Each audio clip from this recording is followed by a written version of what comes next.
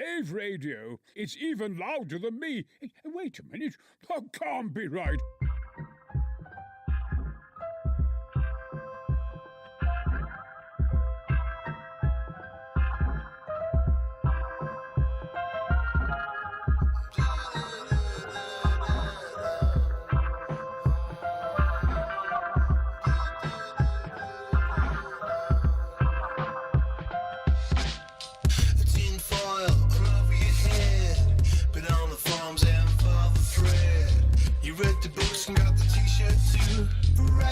On your mind, not even like a needle in a haystack. Someone's been there, but they never went back. Is it the gateway or maybe more? Rex's on your mind. There's a mystery machine wrapping up my every dream. Now there's tinfoil everywhere.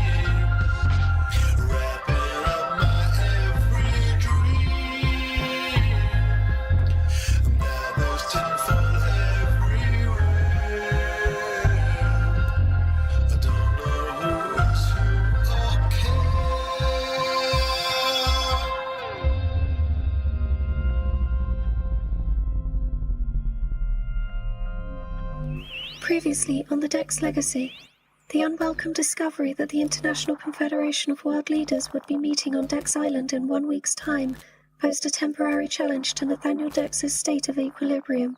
After all, a delegation of world leaders descending upon a closed and secretive state for 3 days of talks and negotiations is bound to raise logistical concerns.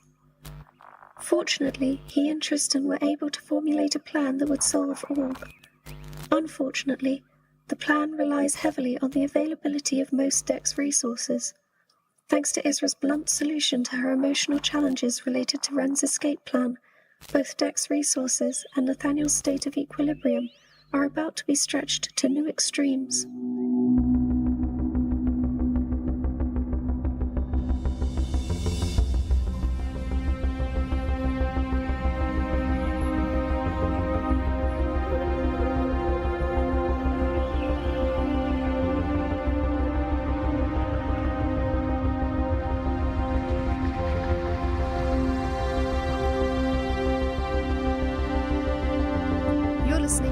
Legacy, Season 2, Episode 3, Flight. Starring Chris Gregory, Warren Graham, Annika Cordes, Louis Watson, Danny Scott, David S. Deere, Kamara Elliott, Kelsey Griffin, Charlie Richards, Tiffany Clare, Alex White, Stevie Skinner, and Emily Inkpen, with music by Alan Stroud.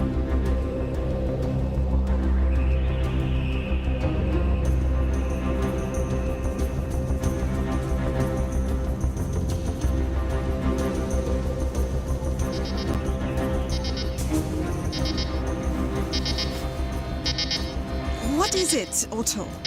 Error report. The chips belonging to Varian, Isra, and Ren Dex have stopped transmitting. What? The chips belonging to Varian, Isra, and Rendex have stopped transmitting. What do you mean? Is it a malfunction or something else? Signal interrupted, transmission lost. Are they in their cabins? In any of the transports? They are not. Did they say anything to you before they disappeared? All conversations are private and encrypted. Okay. Confounded robot. Notify Devik, Tristan, and Nathaniel. They have already been informed.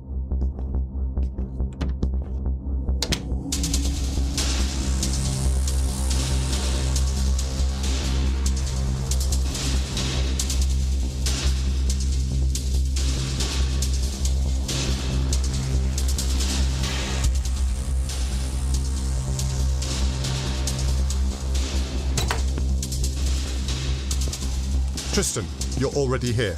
Nathaniel, I've just secured a connection to the Blood Road.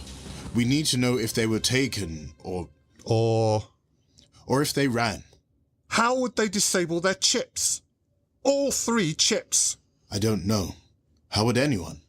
But we can't rule it out. The cabins are empty, sir. And I found this. That's the Dominossi net. Connection muted. Oh, sir, what's the Dominossi net doing on the Blood Road? What are you talking about? It's in my lab vault.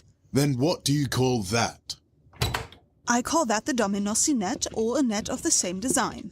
Nathaniel, Tristan, Osa, what's going on? Hello, Devik. I need to contact my lab. How have the chips stopped working? It can't be a malfunction. We're facing 2 alternatives. Capture, or... The net is not in the lab vault. This is the Dominossi net. And why isn't it in the lab? I don't know, Nathaniel.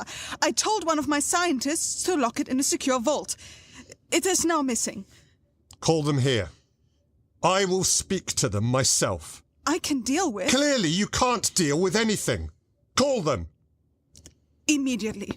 We must assume they've escaped of their own accord. We should never have let them out. Devik, how fast can they run? At a flat sprint, 62 kilometers per hour. At a more sustained run, 10 less than that, depending on the terrain. That is fast. Almost double that of most other humans. Otto, activate the map table. Map table activated. Set a perimeter at 78 kilometers from the camp.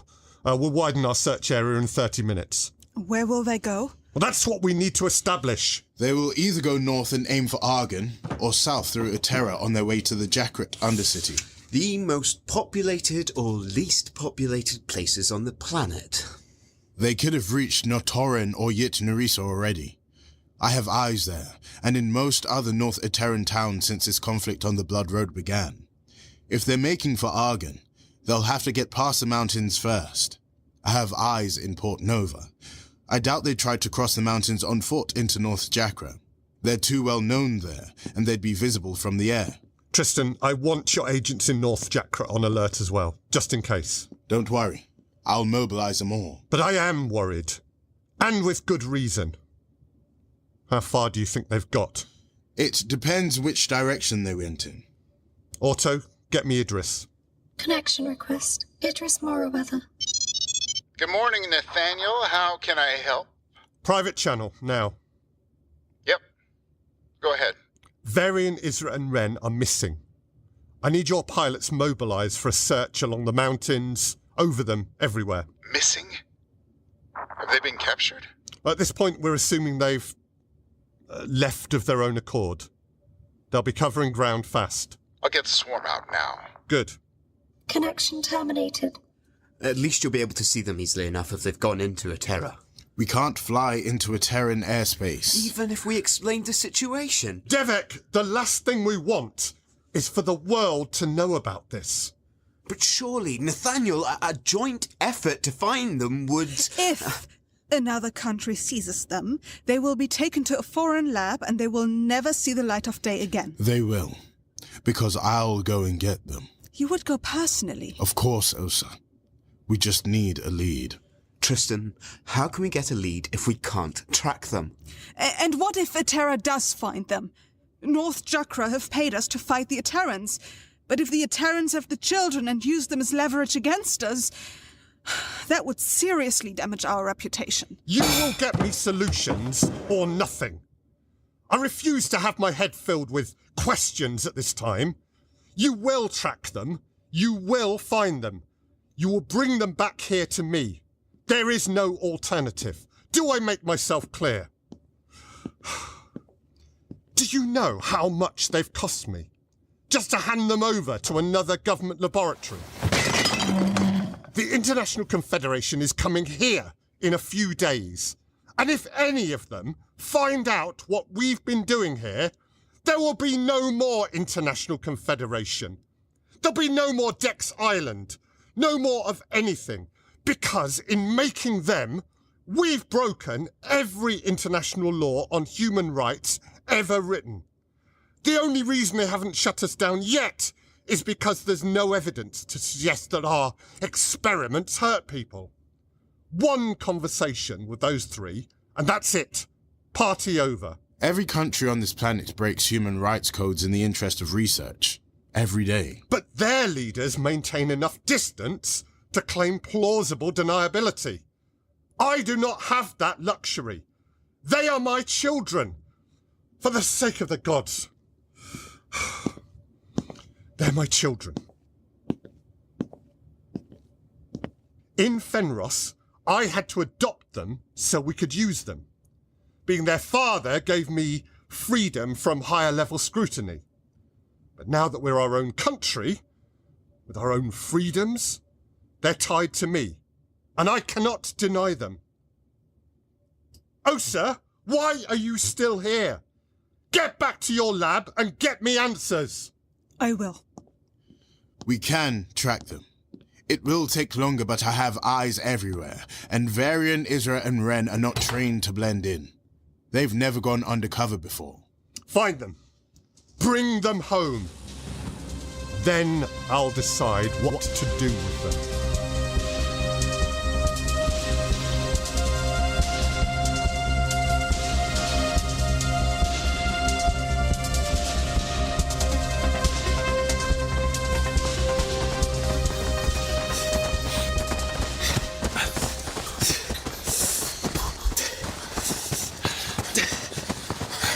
Ren, are you sure we can't stop?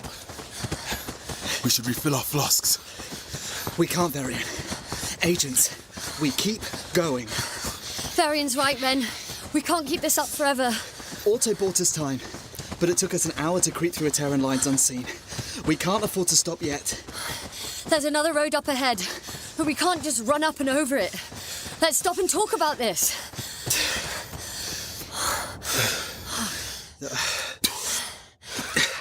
We have to keep moving.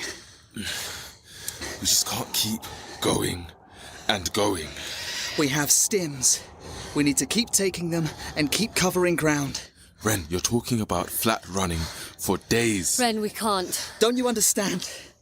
This is it. This is our chance. It's all we're ever going to get.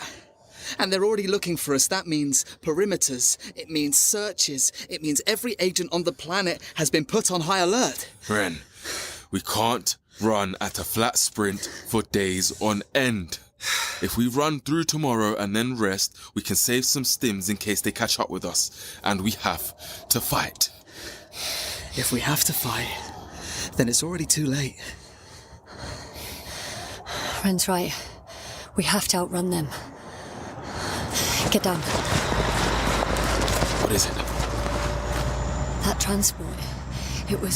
It could have been agents from Notaran doing a first sweep. We have to move. All right. Let's dose up.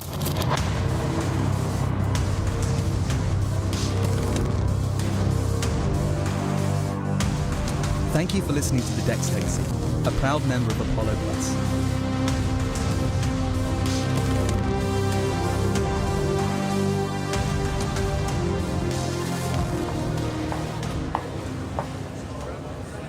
Kit, what's going on?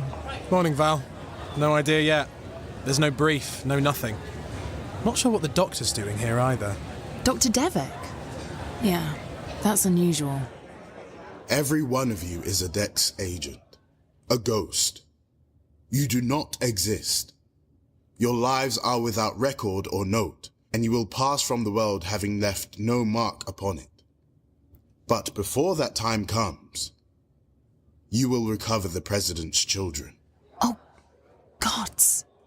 I tortured those kids for 3 days. You will discover their location, tranquilize them, and bring them back here without serious It'll injury. have to be one hell of a tranquilizer. At this point, we're working on the assumption that they have escaped, so we can also assume they will resist arrest. So, he's sending us out to die.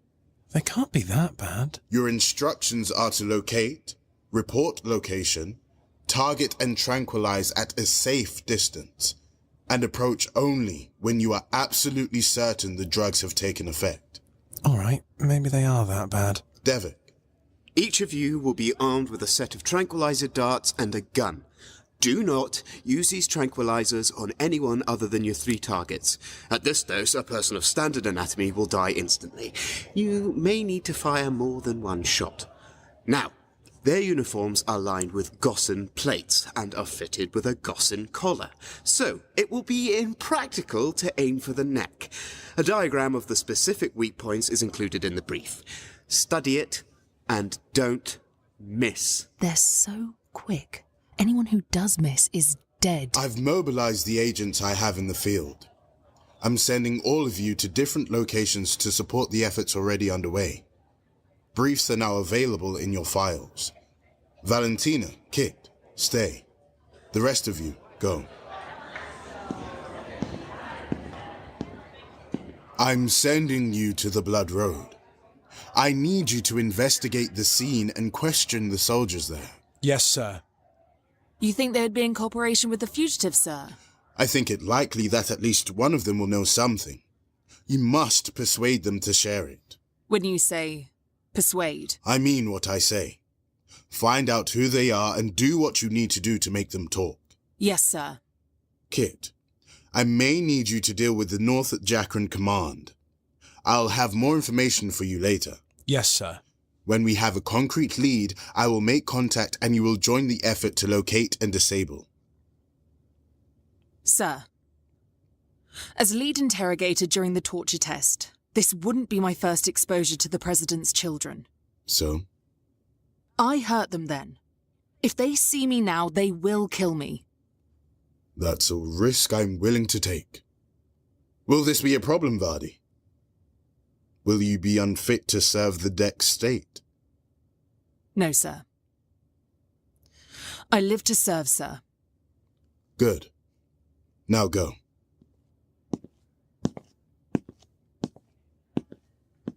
Valentina, why are you so worried about seeing them again? Kit, I strapped them down and administered precision shock treatments to their joints for 8 hours. Isra Dex almost tore my head off. If they see me again, I won't live through it. But we have to follow orders, or we won't live through anything. I know. All I can do is hope it's another team that pins them down.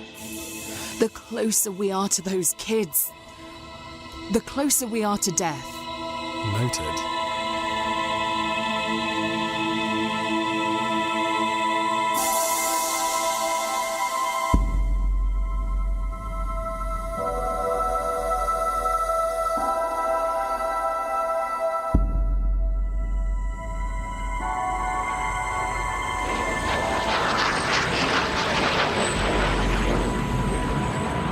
Sign of them, Raya? No, Idris, nothing. Same. We're coming up blank. You know what that means, right? I think so. They can't have gone into a terror, surely. Raya, who do you think's leading this operation? Ren, of course. And Ren's smart. He'll have taken them where we can't follow. Idris, are you on a private line? I am. Talk to me, kid. What if we let them go? What if we stop looking? Where's this coming from, Raya? Back on Dex Island, I was in the lab getting my eye looked at. And I saw Isra. And she was unconscious and... You saw her deactivated, as my esteemed colleagues call it. Was she in that rack? You know about that? Yeah, I do. I've seen it before, and it's rough. If they're running... And if they're not, But they are. Raya, all those years ago after I arrived on Dex Island and realized what was going on there, I couldn't get out. They make it very difficult to leave Dex Industries once you're there. So I looked around me and I decided if I had to stay, I was going to do everything I could to look after you kids and make sure at least some of you survived. Now, if we find those 3, do you think they'll be killed? No. Yeah, me neither. I think they'll be in trouble, and they'll be punished. But they're tough, and I'll do what I can for them when they get through it. Now, what about us? If we stopped looking, what would happen to us then? You think they'd kill us? Not you, kid. Not while I'm breathing. But that's the trick. If I'm going to keep you safe, I have to be alive to do it. This is big stuff. Varian, Isra, and Ren are the most advanced tech Dex Industries has ever produced. I'm sitting up here in this giant airship, which is unlike anything else in the world, and scientifically, it's nothing. It's a blip compared to what's been done to those 3. Now they're on the run, and people they left behind are going to get caught in the crossfire, and I don't plan on either of us going down. So keep looking. And if you see them, call it in, because we need to look after each other too. Am I clear? Yes. Thanks, Idris. No worries, kid. Keep flying.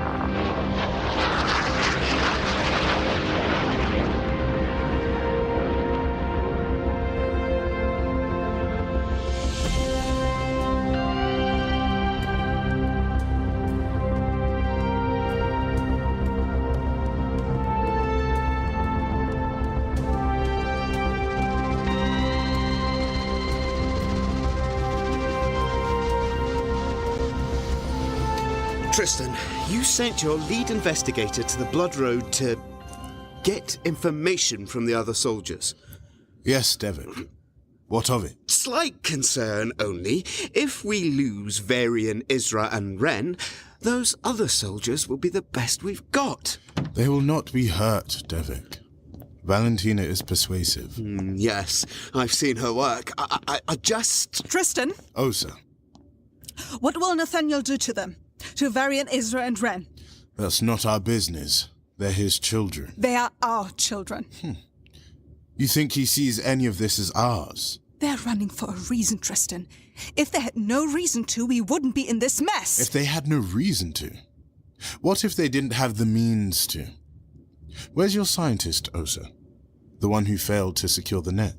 Nathaniel is speaking to her now. I wouldn't get too attached if I were you. I need to know how this happened in the first place, and make sure it never happens again. But they planned it! They stole for it, and it would have not been easy to steal from my lab. They put a great deal of thought into this, and if we catch them... When we catch them. If we catch them, we cannot torture them again. You can't torture them again, Tristan. It was wrong the first time, and it would be... Osa. Nathaniel is unlikely to order physical torture. It's far more likely he'll have them locked in a room for a couple of days. Which one of them do you think's behind it? Oh, please. I think we all know the answer to that question. Isra? Ren. As you say, Osa, breaking into your lab wouldn't have been easy. It has Ren's long, delicate fingers all over it. They all have access to the lab, and we never supervise them. There seemed little point after years of them running through every measure we put in place to keep them out. We haven't been watching them closely enough. One thing's certain. They're running away from Dex Island now, but when we drag them back here, it will be a prison. And they will get no more chances.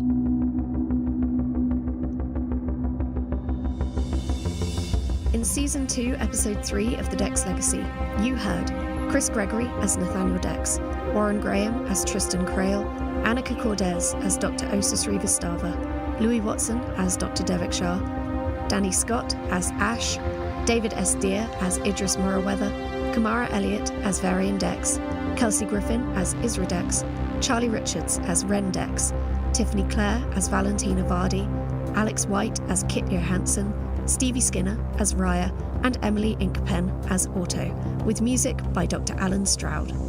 Season 2 was recorded at Orpheus Studio in London by Richard Campbell. The Dex Legacy is written by me, Emily Inkpen, and produced by Alternative Stories. If you enjoyed that episode, please like, subscribe, and leave a review. It really does help. If you would like to support the Dex Legacy, you can. Just visit www.thedexlegacy.com/support for links and details. Special thanks go out to all of our Season 2 Kickstarter supporters, including Keith Sanderson, David Middleham, Captain Foley of the Trekyards YouTube channel, Don Flinspa, Tom Bridges, Joe Lindsay Walton, Caroline Mersey, Dave Chadwick, Lernie Price, Jeff Park, and Jeff Habiger for making Season 2 possible. We couldn't have done it without you.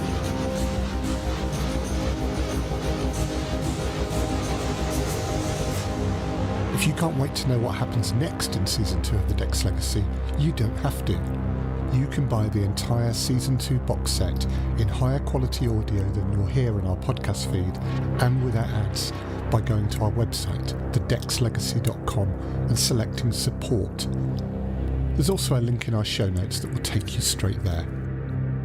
Also at thedexlegacy.com, you'll find our Season 1 script and commentary book. All the scripts for Season 1 with commentary from our writer Emily Inkpen, so you can read along and get insight into the making of the show. All proceeds from sales of these items and other Dex Legacy merch will go towards making Season 3 of the show. Thank you for listening to the Dex Legacy, a proud member of Apollo Plus, a creator-owned platform where every subscriber helps audio drama creators like the Dex Legacy team.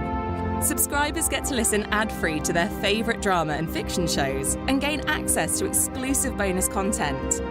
Importantly, for independent shows like ours, Apollo Plus helps us to generate revenue to cover our operating costs, meaning that we are much more likely to be able to generate more of the content you enjoy. 70% of the revenue generated by Apollo Plus goes directly to creators, meaning that you, the listener, will be able to enjoy more from your favourite drama and fiction podcasts. We're delighted to be alongside great shows such as Derelict, The Madness of Chartrulian, Gundog, Moonbase Theta Out, Solar, Wolf 359, The Pasithea Powder, Girl in Space, and many others on Apollo Plus. It really is a great platform on which to listen to and discover audio drama. Please download the app and get listening if you haven't already. By listening through Apollo, you'll also have access to exclusive Dex Legacy bonus materials and episodes. You can download the app from the App Store and Google Play by searching for Apollo Podcasts, or you can visit apollopods.com or follow the link in our show notes.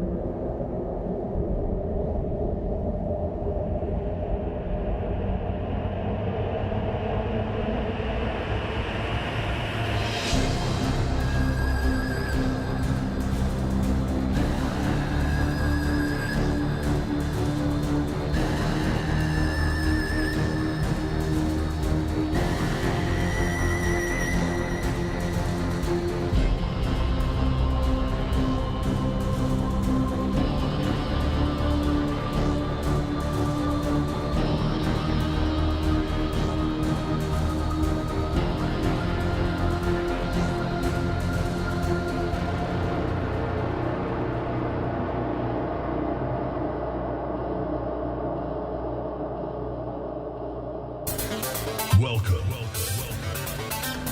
to the bubble. 55,000 stars with 19,000 inhabited systems, settlements, outposts, stations, and bases. Where do you want to go?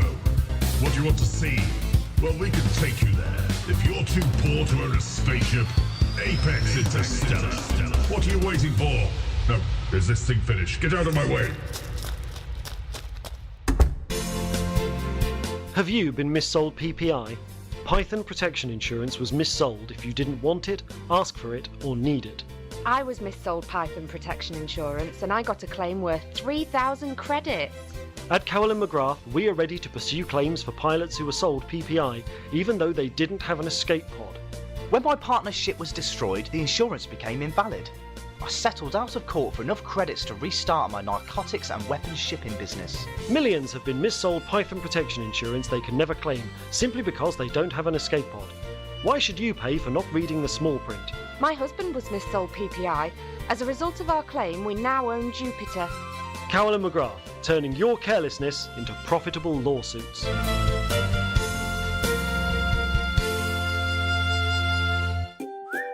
We all know what it's like. You're busy managing your settlement when suddenly the alarms go off. Oh no, not again.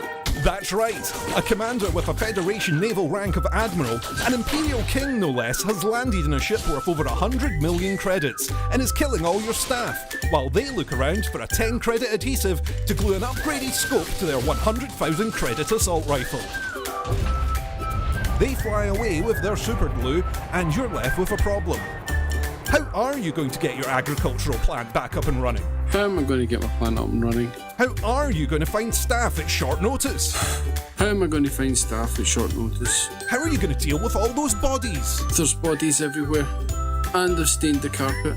Wonder no longer. Call Aries Crime Scene Cleanup Services.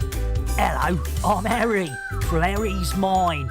After a sudden increase in robberies and murders by commanders since 3307, I've gained valuable expertise in cleaning up bodies, recruiting new staff and restocking stationary lockers.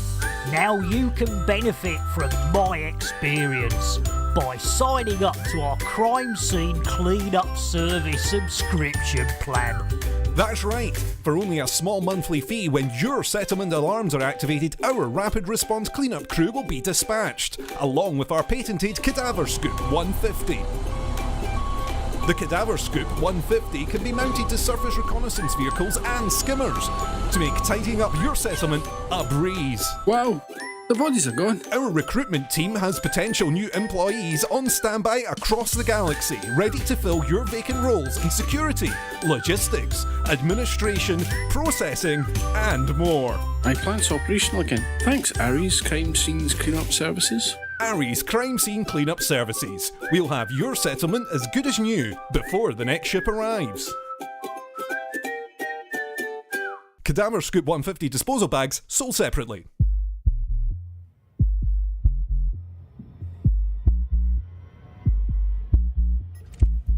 There's a light in the night, and it won't go out.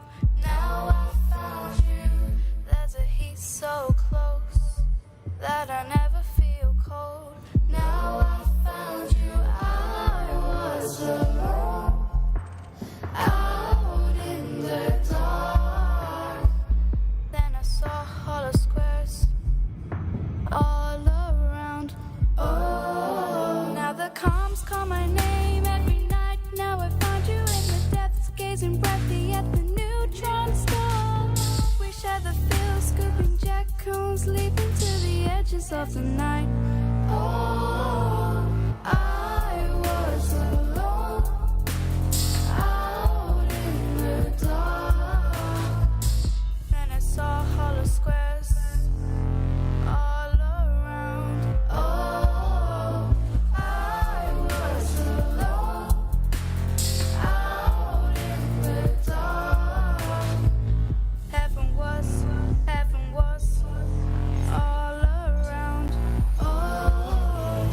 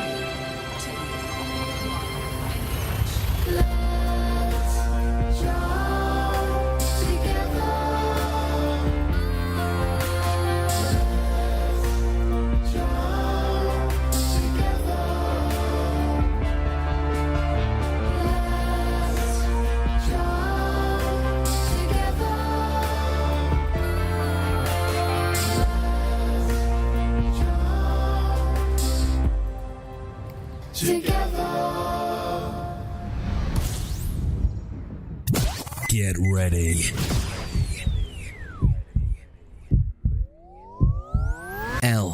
LAVE Radio.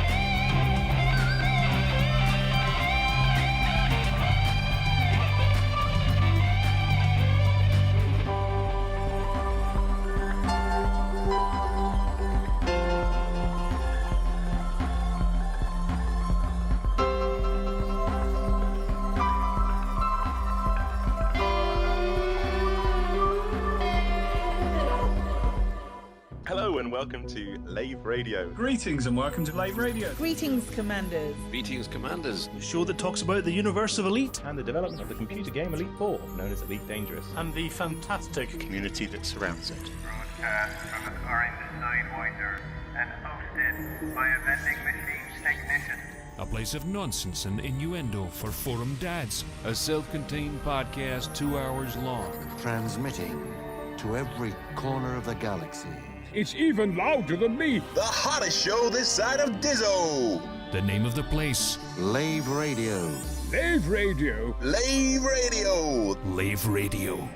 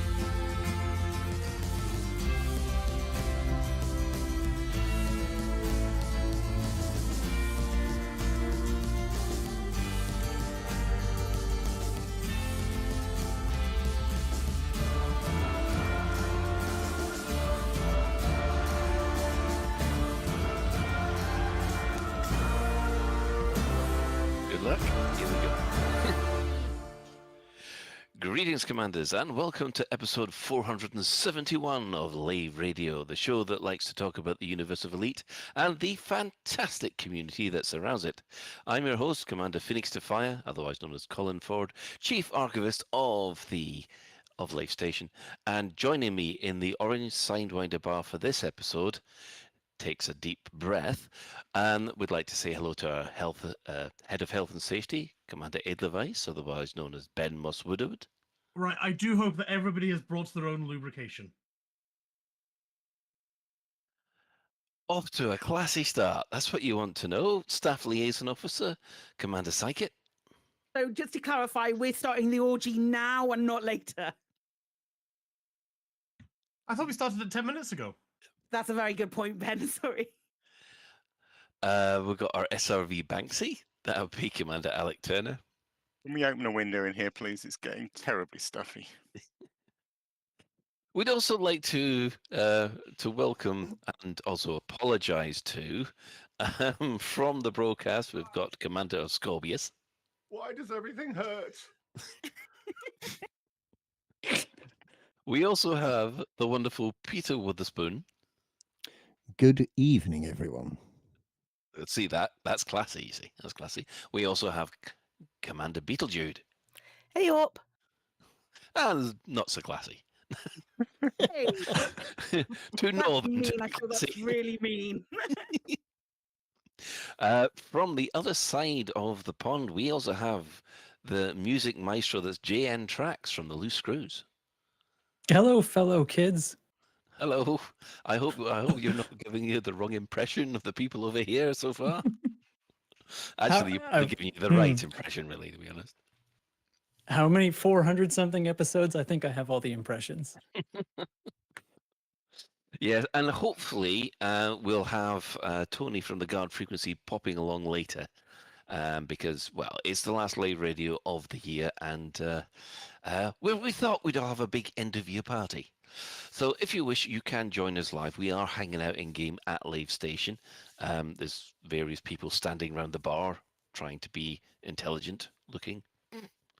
But if you can't get to us in-game, you can also join the Twitch chat channel, which you can access through laveradio.com/live. Click on the live chat, or go to twitch.tv/laveradio, or look us up on Facebook, YouTube, or XC, Twittery, whatever you want to call it these days. So, well, normally I would go around the group and see how they've been this week.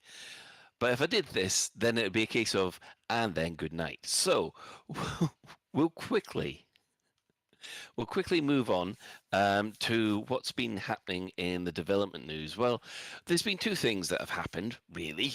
Unfortunately, we didn't get a live stream this week.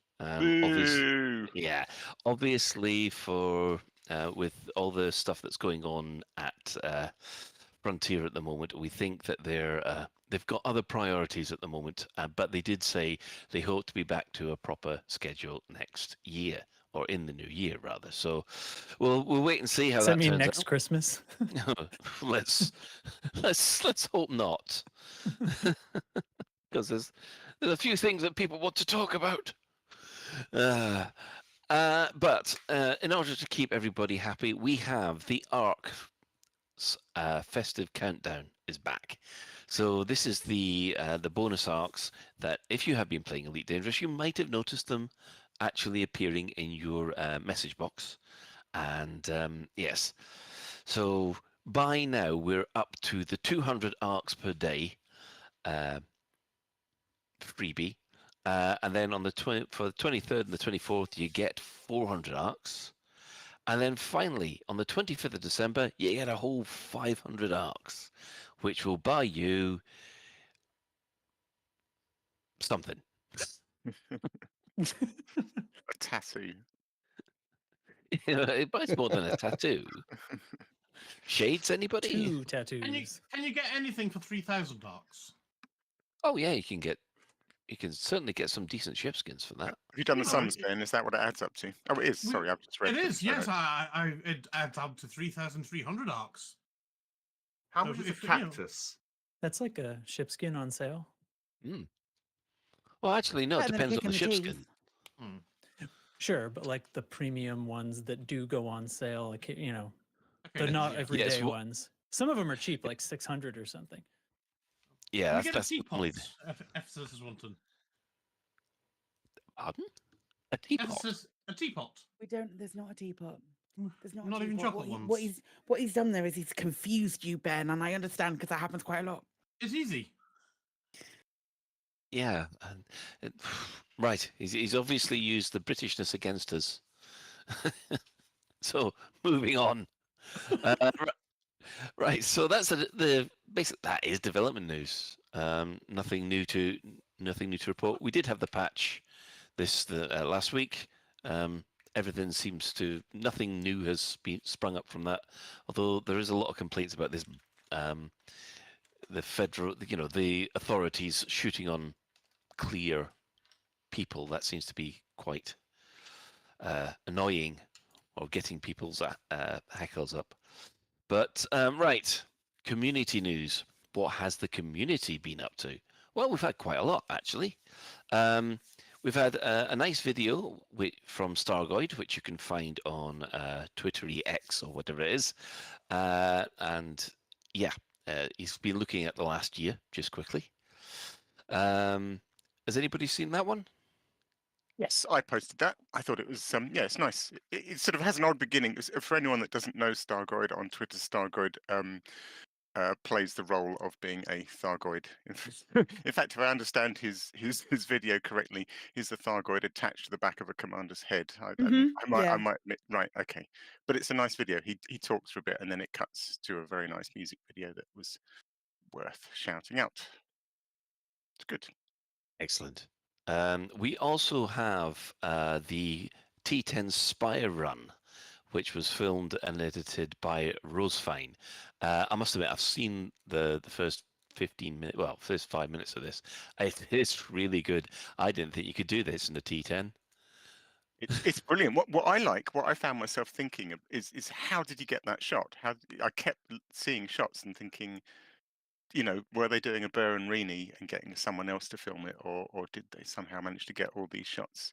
Because there's some good shots. There's things like stepping out of an elevator when the camera's already positioned in the hangar, and it's like, hang on, how do you get that shot? That's really cool. You'd have to film someone doing that. I think you do, don't you? It's good. Yeah, it's really good. I mean, can you do that kind of shot when you're the crew and you got someone else flying the ship, or is it the old, or we get a Sidewinder or just shoot up through the windscreen? I don't know. I get the feeling it was filmed to a script. There was a pre-prepared script because it flows really nicely, and it's really good. Excellent bit of work. Yeah. Well, the next video that we would like to talk about, Elite Dangerous Virus. How about now? Who won't put this one in? It's me. I put all of these in. It's a very slick music video from Commander Regit. That's all I'll say. It's just a super slick music video. Excellent. Now, Alec, there's the secret extra buckyball bonus. There is bonus buckyball race. Yeah, I don't know much about this because I'm going away. I'm bunking off Christmas and going down to Devon, so I can't make this. I described it last week. It's cool. It's a buckyball race around a whole bunch of systems that are named after all sorts of interesting real life legends and myths and things that Michael Brooks wove into the galaxy. So it's good. It's got a nice background to it. And a lot of people are getting very excited about what ships they're going to use. But I am not, because I'm not taking part. So there. Oh, time to power up the Regulation Cobra again then.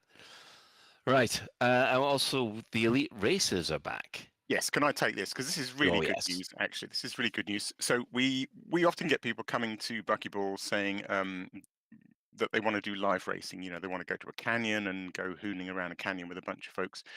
And we sort of don't do that in Buckyball. We do the time trials. It means that anyone can play any time of the day, and irrespective of time zones. So it suits us very much to do that kind of thing. The Elite Racers were the group who did the live in-game racing. And the Discord has remained, but they've petered out. This had been very quiet for a few years. but they're kind of back. Tobias von Brandt has stepped up and said he really wants to get it running again. A lot of people really miss these sort of live in-game events. So he's kind of been holding off with the Buckyball Championship, but now that's over, he's going to start trying to run live in-game events, kicking off this Saturday. Ooh, cool. With an event called Okinura Baby, which is going to run from 6 p.m. to 8 p.m. I'm guessing in-game time, actually, maybe UK time. Does Discord always show you your local time? I think it's in-game time. It depends with Discord. If you're doing it as an event, if it's like a Discord event, it'll be your local time. Okay, so at 6 p.m. to 8 p.m. UK time this Saturday, meeting up at the Okinura Orbis station. And it's the old absolute classic race where you start inside the station and then you zoom out through the mail slot. And then you have to run around the back of the station, do a loop around the habitation ring, come back, do another loop around the habitation ring, zip in through the mail slot, do a flip, zip out through the mail slot. It's all that kind of zigging backwards and forwards around an Orbis station. And it looks like there's quite good turnout. There's going to be, I reckon, a good half dozen at least people so far. So if anyone's interested in that, we'll have the link in the show notes. And they're basically running off a Discord now. So there's an Elite Racers Discord. Sign up, because this is the first attempt to kick live elite racing back into gear. So if you're into that sort of thing, then go and show it some love, and there will be more of it. Excellent. I'm looking. Well, hope. Oh no, this Saturday I'll be at Lepanto, so I won't be able to join in. Ah dear, the things you do for Christmas, hey. Oh no, you won't. Oh yes. Oh God. Oh no. Oh. As soon as I said the word panto, I was regretting it. Oh no, I didn't. Yes. Anyway, right. Commander Exorcist has now completed the finale in his 5th season of his Out There series. I must admit, I gave this a good watch this morning, and yeah, he's gone and certainly selected a lot of locations that on the planetary surfaces that are incredibly atmospheric. Even the birds were commenting on how well he'd managed to get some of the locations. So if you want to see some advanced, some of the prettier places in Elite Dangerous that is out there, then that's an excellent place to start. And Psychic. Hey, speaking of live races, we're doing one on Thursday. I know that's real short notice, but we're doing one on Thursday. A little while ago, Kremen said, "Hey, we'll do a race from our home system now." And we have this joke where we take bio waste and we drop it off on at Kremen's station, which is Kremen's Respite is in Colonia, and we have this ongoing joke where we will go to Kremen's Respite, drop bio waste off, and then do it because reasons of shenanigans and such with. And we made the decision that we'd have a little race to see how many people could, but we're doing like a Le Mans style start. So we're all stood on the mezzanine level of the staircase in Glass Landing, looking at the banner, which has got the time on it. And when that time hits 11:30, we turn around, we bollock to the lifts. The first 4 people get in the lifts, and then we're gonna race to Colonia. Honestly, the more the merrier at Glass Landing to interrupt people who are planning on racing getting to the lifts. The more hilarious it will be.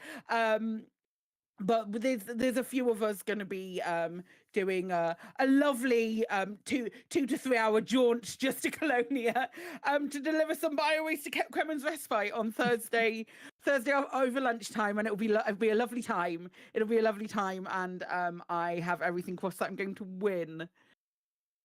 It's a pity you I can't. probably won't win. It's a pity you can't melee attack people in the station because punch Yeah. up and millions.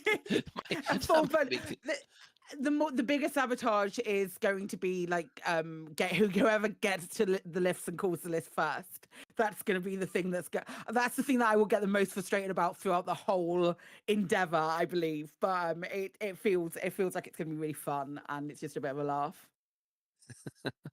The chat room's going, you can't punch people in the station?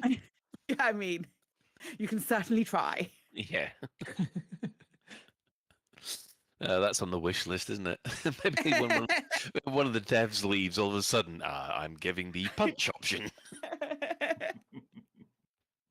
Yeah, so, right. Now, if you have a community event that's taking place soon and you'd like us to talk about it next year, so it's got to be sometime in the new year, you can tweet the crew at Lave Radio or email us at info@laveradio.com and we will mention it. So, moving on from there, we have the in-game events which have been happening this week. I'm going to start with the shortest event first, because this is the only bit of Galnet news we've had this week, really. Monday, the 18th of December, the Alliance has now lifted the quarantine for Thargoid abductees. Anybody else got this horrible feeling of foreboding? Rains for Christmas. Isn't it? It's interesting. Exciting. It's Sorry, go, interesting Pete. timing, isn't it? Because it's just kind of before Christmas.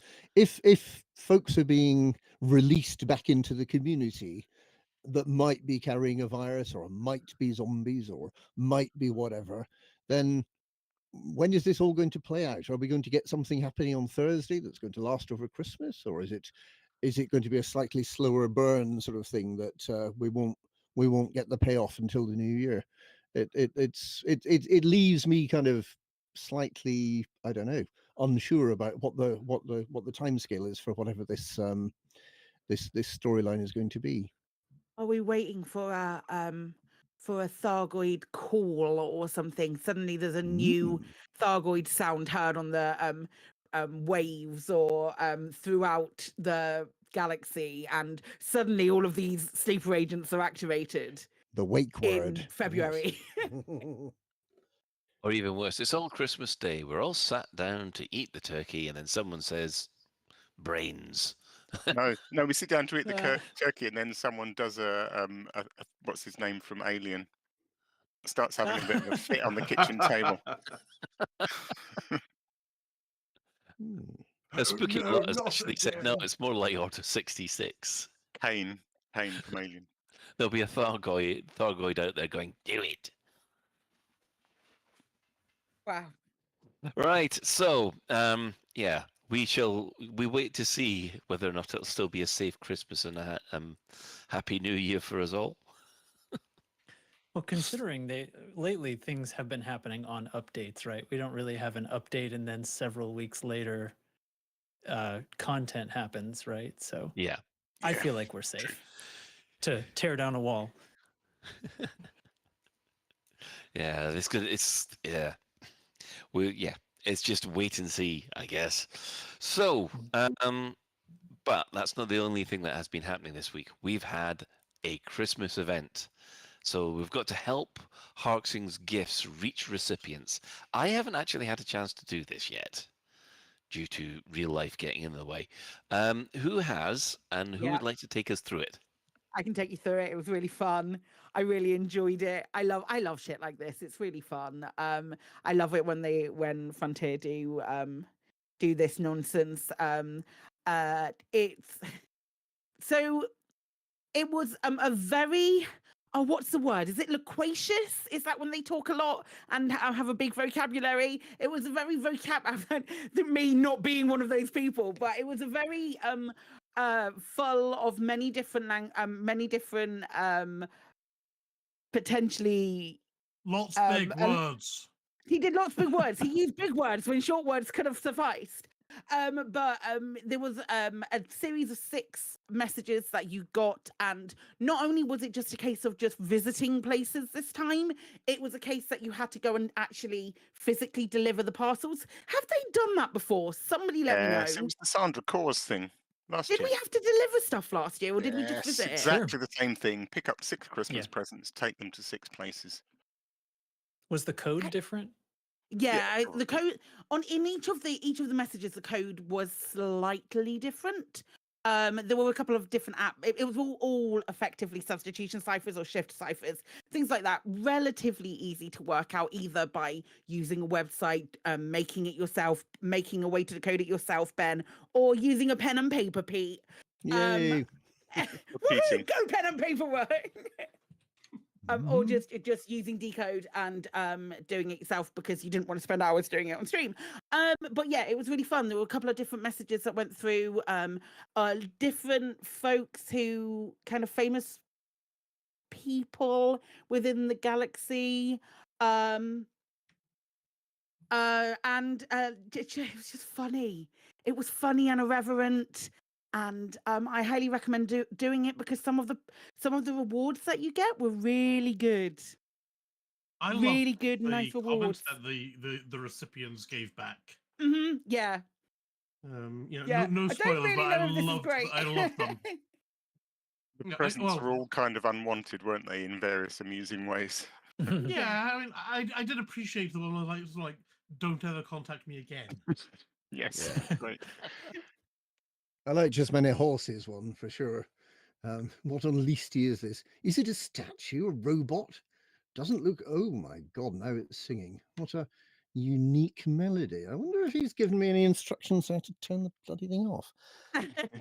That's brilliant. Those messages actually are the best payoff. That you get these little sort of vignettes, which are rather sweet, I think. Isn't that it was really well done? Isn't that some form of torture? One of those Christmas ornaments that just there isn't an off switch. It just for me. Battery dies. We have this habit. We have this habit of when family members who have children, their children have birthdays or have an event where they need to have a present. We tend to always get the kids something that make a lot of noise because we don't have that. So I feel a kinship in Harold Hark saying right now. So you're the one. Yeah, we're the one. We're those people. Yeah, drums for kids. Yep. Alec? Yeah, I was just going to say that other people's experiences may differ, but I recommend doing it in open. That was the most fun I had because all the various systems were busy, and I didn't get ganked once, and there was lots of excellent banter and meeting up with people. So yeah, do it in open if you dare, because I thought it was fun. Your experience may vary. Excellent. Just to give a quick update on the Thargoid War. Actually, the Thargoids had went a little bit on the offensive last week. They've managed to regain control of 10 systems, so they're now up to 298. We've managed to successfully repel 2 invasions. However, this week so far, we've only managed to block 11 of the 32 alerts, which could mean that we could have up to 10 systems being invaded next week. And at this moment in time, only 1 of the 2 invasions have been repulsed. Chances are they probably will repulse this other one because it's at 62%, but you never know. Even though the Maelstrom, the Tanaris Maelstrom is active, it's not created any new alerts.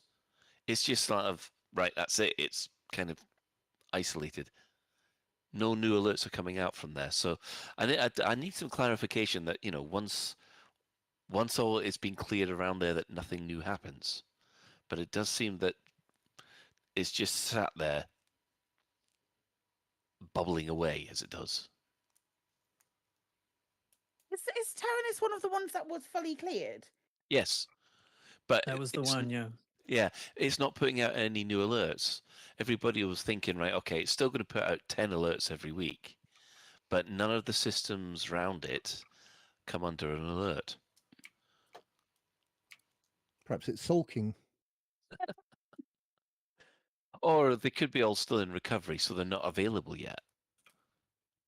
Oh, that's true. Yeah, I'm looking there. There are 4 recoveries around it right now, and that's it.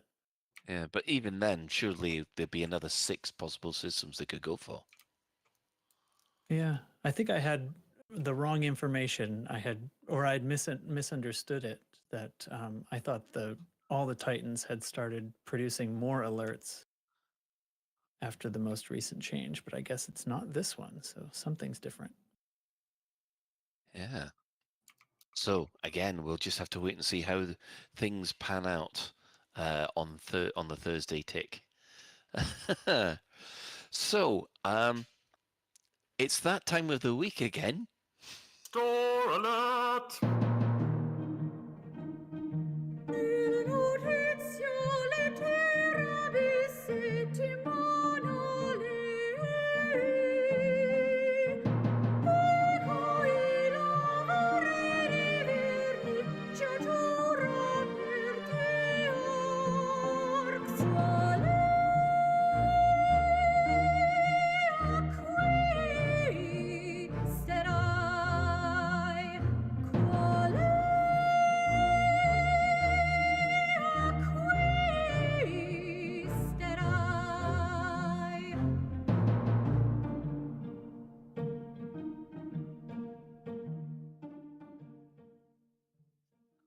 I wonder who could have been singing that, Mr. J and Tracks.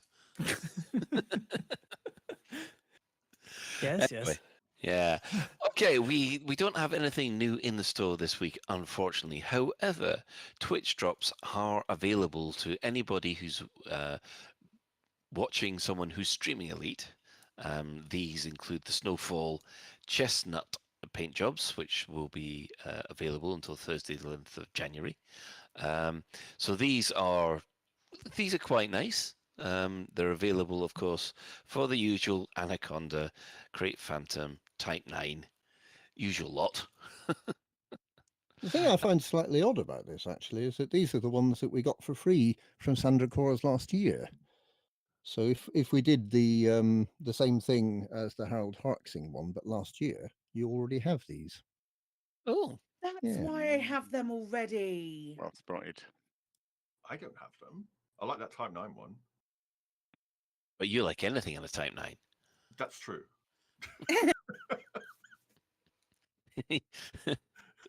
You masochist, you. Well, Harold Harksing will be hearing from my lawyers in that case. However, there is also the Elite Partner Program exclusive Twitch drop. Well, so that's if you are watching someone like Psychic or someone us, or Lave Radio right now. That's the thing. You could get hold of the Scorb. Snowfall Chestnut. Yeah, Scorb as well. Yeah, the Snowfall Chestnut skins. These are quite nice, sort of golden with snowflakes on them. They are nice. That we had the partner program one had them last year in purple. I like them more for obvious reasons, but the gold's really nice. Yeah, surprisingly enough, they've got it for the Diamondback Explorer, not the Asp Explorer. Normally that's it. The Diamondback Explorer and the it's normally the Asp Explorer and the Cobra Mark III that these come for. So how many years do we need to wait until we've got a full set of Quality Street for our ships? I mean, the green, it looked lovely in like the deep green. Isn't the green somewhere on the store though? I feel like I have a green in something that might have been a Elite Dangerous stream exclusive. I think there's a green somewhere. I don't know. That, yeah. Green and snowflakes. I recall that. Because it's red and green and the purple and the gold. So what colours are we missing from the quality? This is really important, really clearly important with a lot of people here. What colours are we missing from the Quality Street at this point? Like a dark blue? A cyan one? Yeah, we need the blues. I don't think we've got blues. Funnily enough, I have a box of Quality Street right here. Of course you do, Ben. Oh, for research purposes. No doubt. It's empty. It is empty, but I do have that's not better, is it? All right, you got gold, you got orangey color, you got a pinky red, you got a reddy pink, purple, blue, couple of greens, and then into a yellowy gold again. All the colors of the rainbow. For our international listeners, we are looking at some sweets that are sold in the United Kingdom. And then very much trying to put that together from context. Yeah. Then now in paper wrappers. Users, we mean candy.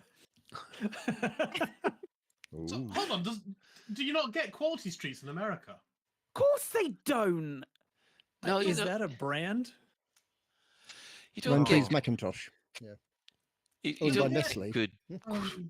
good chocolate over in America. I am It's sorry, like a America. big tin of assorted Yeah. sweets that you traditionally have at Christmas and the family share. Okay, so I mean, it's a box of sweets with toffee, caramels, fudge, like strawberry cream or something like that, or fudge, caramels and nuts. You don't have anything like that in America. We have all kinds of sweets in America. Yeah. We just don't have anything with that particular name, so it just took me a little while to figure out No, what I we're was just wondering talking if you about had candy. like a box of candy with a variety of chocolates in it. Celebrations are similar to celebrations. Sure. It comes in like a cookie box, in like a cookie tin, and Yeah. then there's loads of different sweets in it, all individually wrapped. And you're in the UK, your grandma brings it to your house and presents it to the children, and then our teeth decay because we are British. Our teeth decay, and then we don't have the correct healthcare. That just happens when we see the box, though. Yeah, you just have to look at the box to Just feel have to it. look at it. See, in America, we have a toothbrush. Everybody has one, actually. You're gonna have to help to clarify. Yeah, what's one of those? So it's like a stick. It's got some bristles on one end, and use it to clean your mouth. It's like a charcoal. We're going to have to do some sort of cultural exchange. We'll send you some Quality Street. You send us some toothbrushes. You send me some biscuits. I'll send you some biscuits. All of a sudden, I've got this feeling that he thinks that we're all living in Oliver Twist land for some reason. Cool, blimey, Governor. Oh, blimey! Mary Poppins as I live and breathe. I was not going to make any teeth jokes. I was committed to it, and then you guys started it. Dear. Right. We don't have bald eagles dropping dead in our parks. What? No, I suppose you don't have that. No, we What always about golden shot eagles? No, our eagles fall when fully haired, don't they? Our seagulls attack us and rip us fish and chips out of your hand. They do, they're little sods. They're not exactly little when they're actually next to you. But anyway, let's move on from the chocolate-related shenanigans, I think. I think, just to let everybody calm down so they can all discuss in the background various forms of dental decay, we'll take a short break and we'll come back with our main discussion. Protecting settlements from villainous scum, it's Settlement Patrolman. The action figure every child wants. Wearing the all-new Manticore Dominator suit with light-up jump assist thrusters. Press his backpack to hear Settlement Patrolman speak. Not seen you around here before, Commander. Is that a Karma P15 in your pocket, or are you just pleased to see me? Hey, don't point that at me. When alarms sound, Settlement Patrolman rides into action in his surface reconnaissance vehicle with pop-up turret and glow-in-the-dark wheel trims. Settlement Patrolman. Surface reconnaissance vehicle and action figure sold separately. Available from branches of Lave Toy Depot and other retailers. Microelectrode, ion battery, and circuit switch not included. Oi, how you doing, my brother? So you run some data and you left your little sidey and you're starting to think about maybe a ship that can punch a little bit harder. Well, the Killback, the one with the little flappy wings, is just what the doctor ordered. It is multi-crew enabled and is the smallest ship with a fighter bay, so you can point and they will do your bidding. Ha! It's got 3 utility mounts, 2 small and 2 medium hard points, plus a whole batch of compartments. So if you want a bit of fun, grab a Killback, my son. Hey Commanders, this is Mick from Crazy Mick's Reptile Emporium and Warehouse. Due to a hysterical ordering mishap and not reading the fine print, I'm currently in possession of over 10,000 snakes. Many of which are deadly, so everything must go. We have anacondas, asps, cobras, diamondbacks, fodlans, killback, crates, mambas, pythons, sidewinders and vipers, none of which are capable of spaceflight without being strapped to a rocket. Need a pet for your cockpit? Buy a snake. Need to scare your mother-in-law and give her a heart attack for the insurance money? Buy a snake. Need to fill a beluga full of snakes to assassinate a witness on their way to a Federation courthouse? Buy many snakes. Bulk discounts are available at Crazy Mick's Reptile Emporium and Warehouse. You can find us in the Lave Business Directory or visit us at the former site of Sensible Michael's Shipyard and Outfitting Warehouse. Will somebody get these mother snakes out of my mother warehouse? Dreams. Humanity's dreams. The hope to live among the stars. From early times, we've gazed up to the heavens and wondered if one day we could travel there, maybe even live there. The Brewer Corporation has made this dream a reality, constructing intricate cathedrals of metal, circling numerous planets across thousands of systems in our human bubble. Why stay rooted in a gravity well when you can be free in orbit, free to dream, free to live, and one day to become a commander and be free to blaze your own trail? Brewer Corporation, the first step into the unknown. Come join us. Be free. Get ready. LAVE Radio.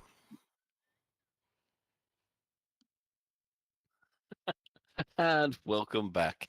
Now, we've got everybody here to discuss, well, the entire year in review. You know, just a nice, small subject.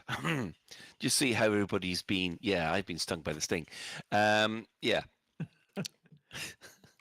There's us trying to be professional. What the hell? Right. Icarus flew too close to the sun. Careful, Icarus. Yeah. Now, just to get things back on track, we've got everybody here to discuss the final year that, not the final year, but the last year that we've had in Elite Dangerous.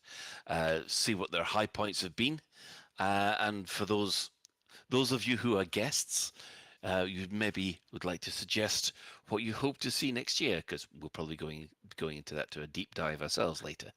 So I think we'll start with Commander Psykit, if you don't mind. Hi. What was your high point of the year? Quite literally, the Spires. Like quite literally the Spires being a thing, and I think that's probably gonna feature quite heavily in a lot of people's thoughts. It's been an interesting year in Elite, because I have felt slightly more detached from it, because I don't feel like I'm fully as engaged as maybe I once was with the Thargoid War, because I feel like to some extent a lot of it's been taken off my hands. So I do kind of enjoy watching it from afar, but I did really love seeing the practical application of like a sphere of combat, in that you could do a lot of different things at the spy site. Yeah. Oh, okay. Alec, what about yourself? I have 3 kind of highlights of the year.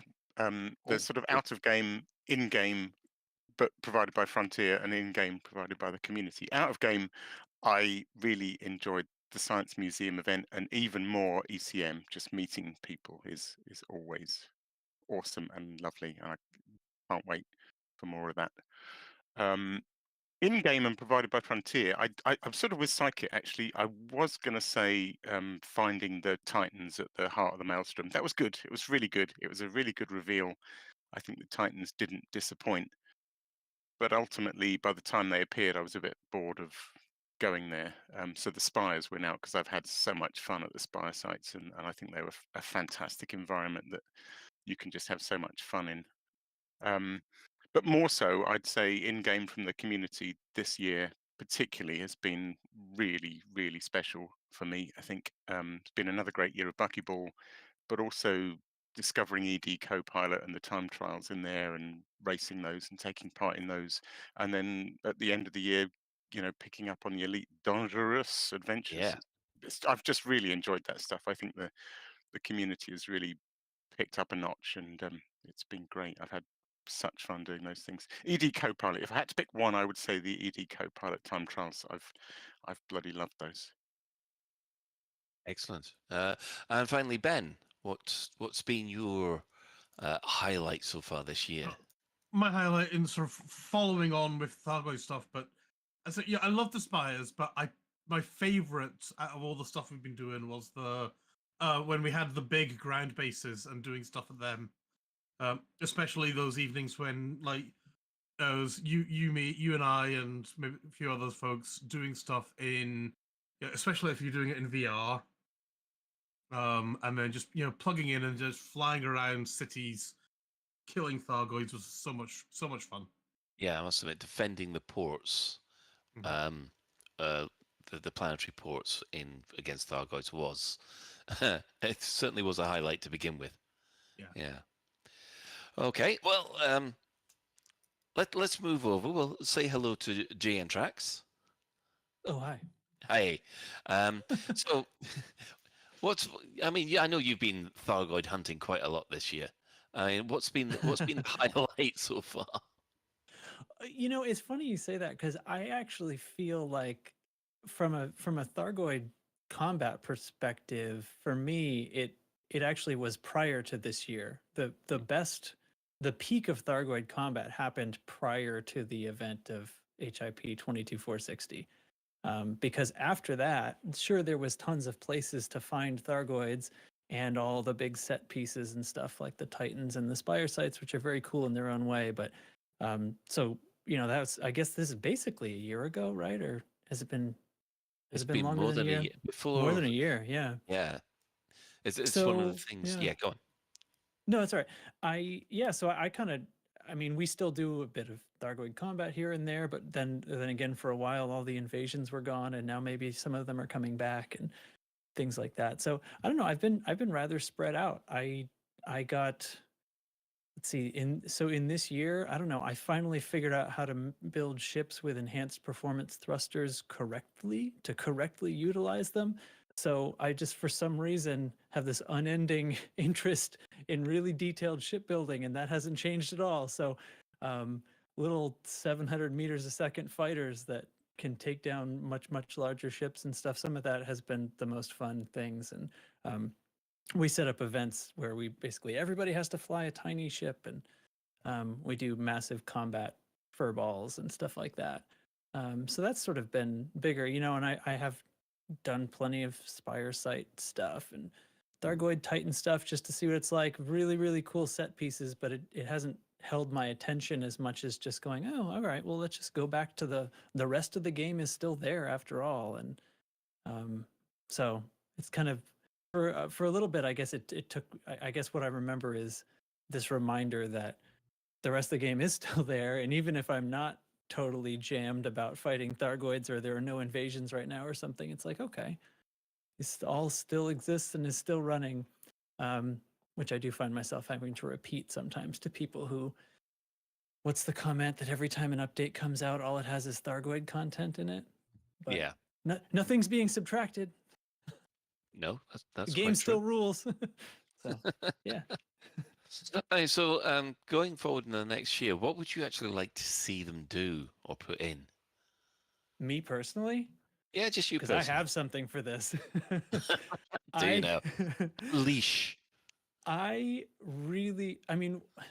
you'd asked me, at the beginning of this year, I would have said, I wish the Thargoid combat to do with the war was a little bit higher difficulty, because it's all of those, like the planetary port defense and all that stuff.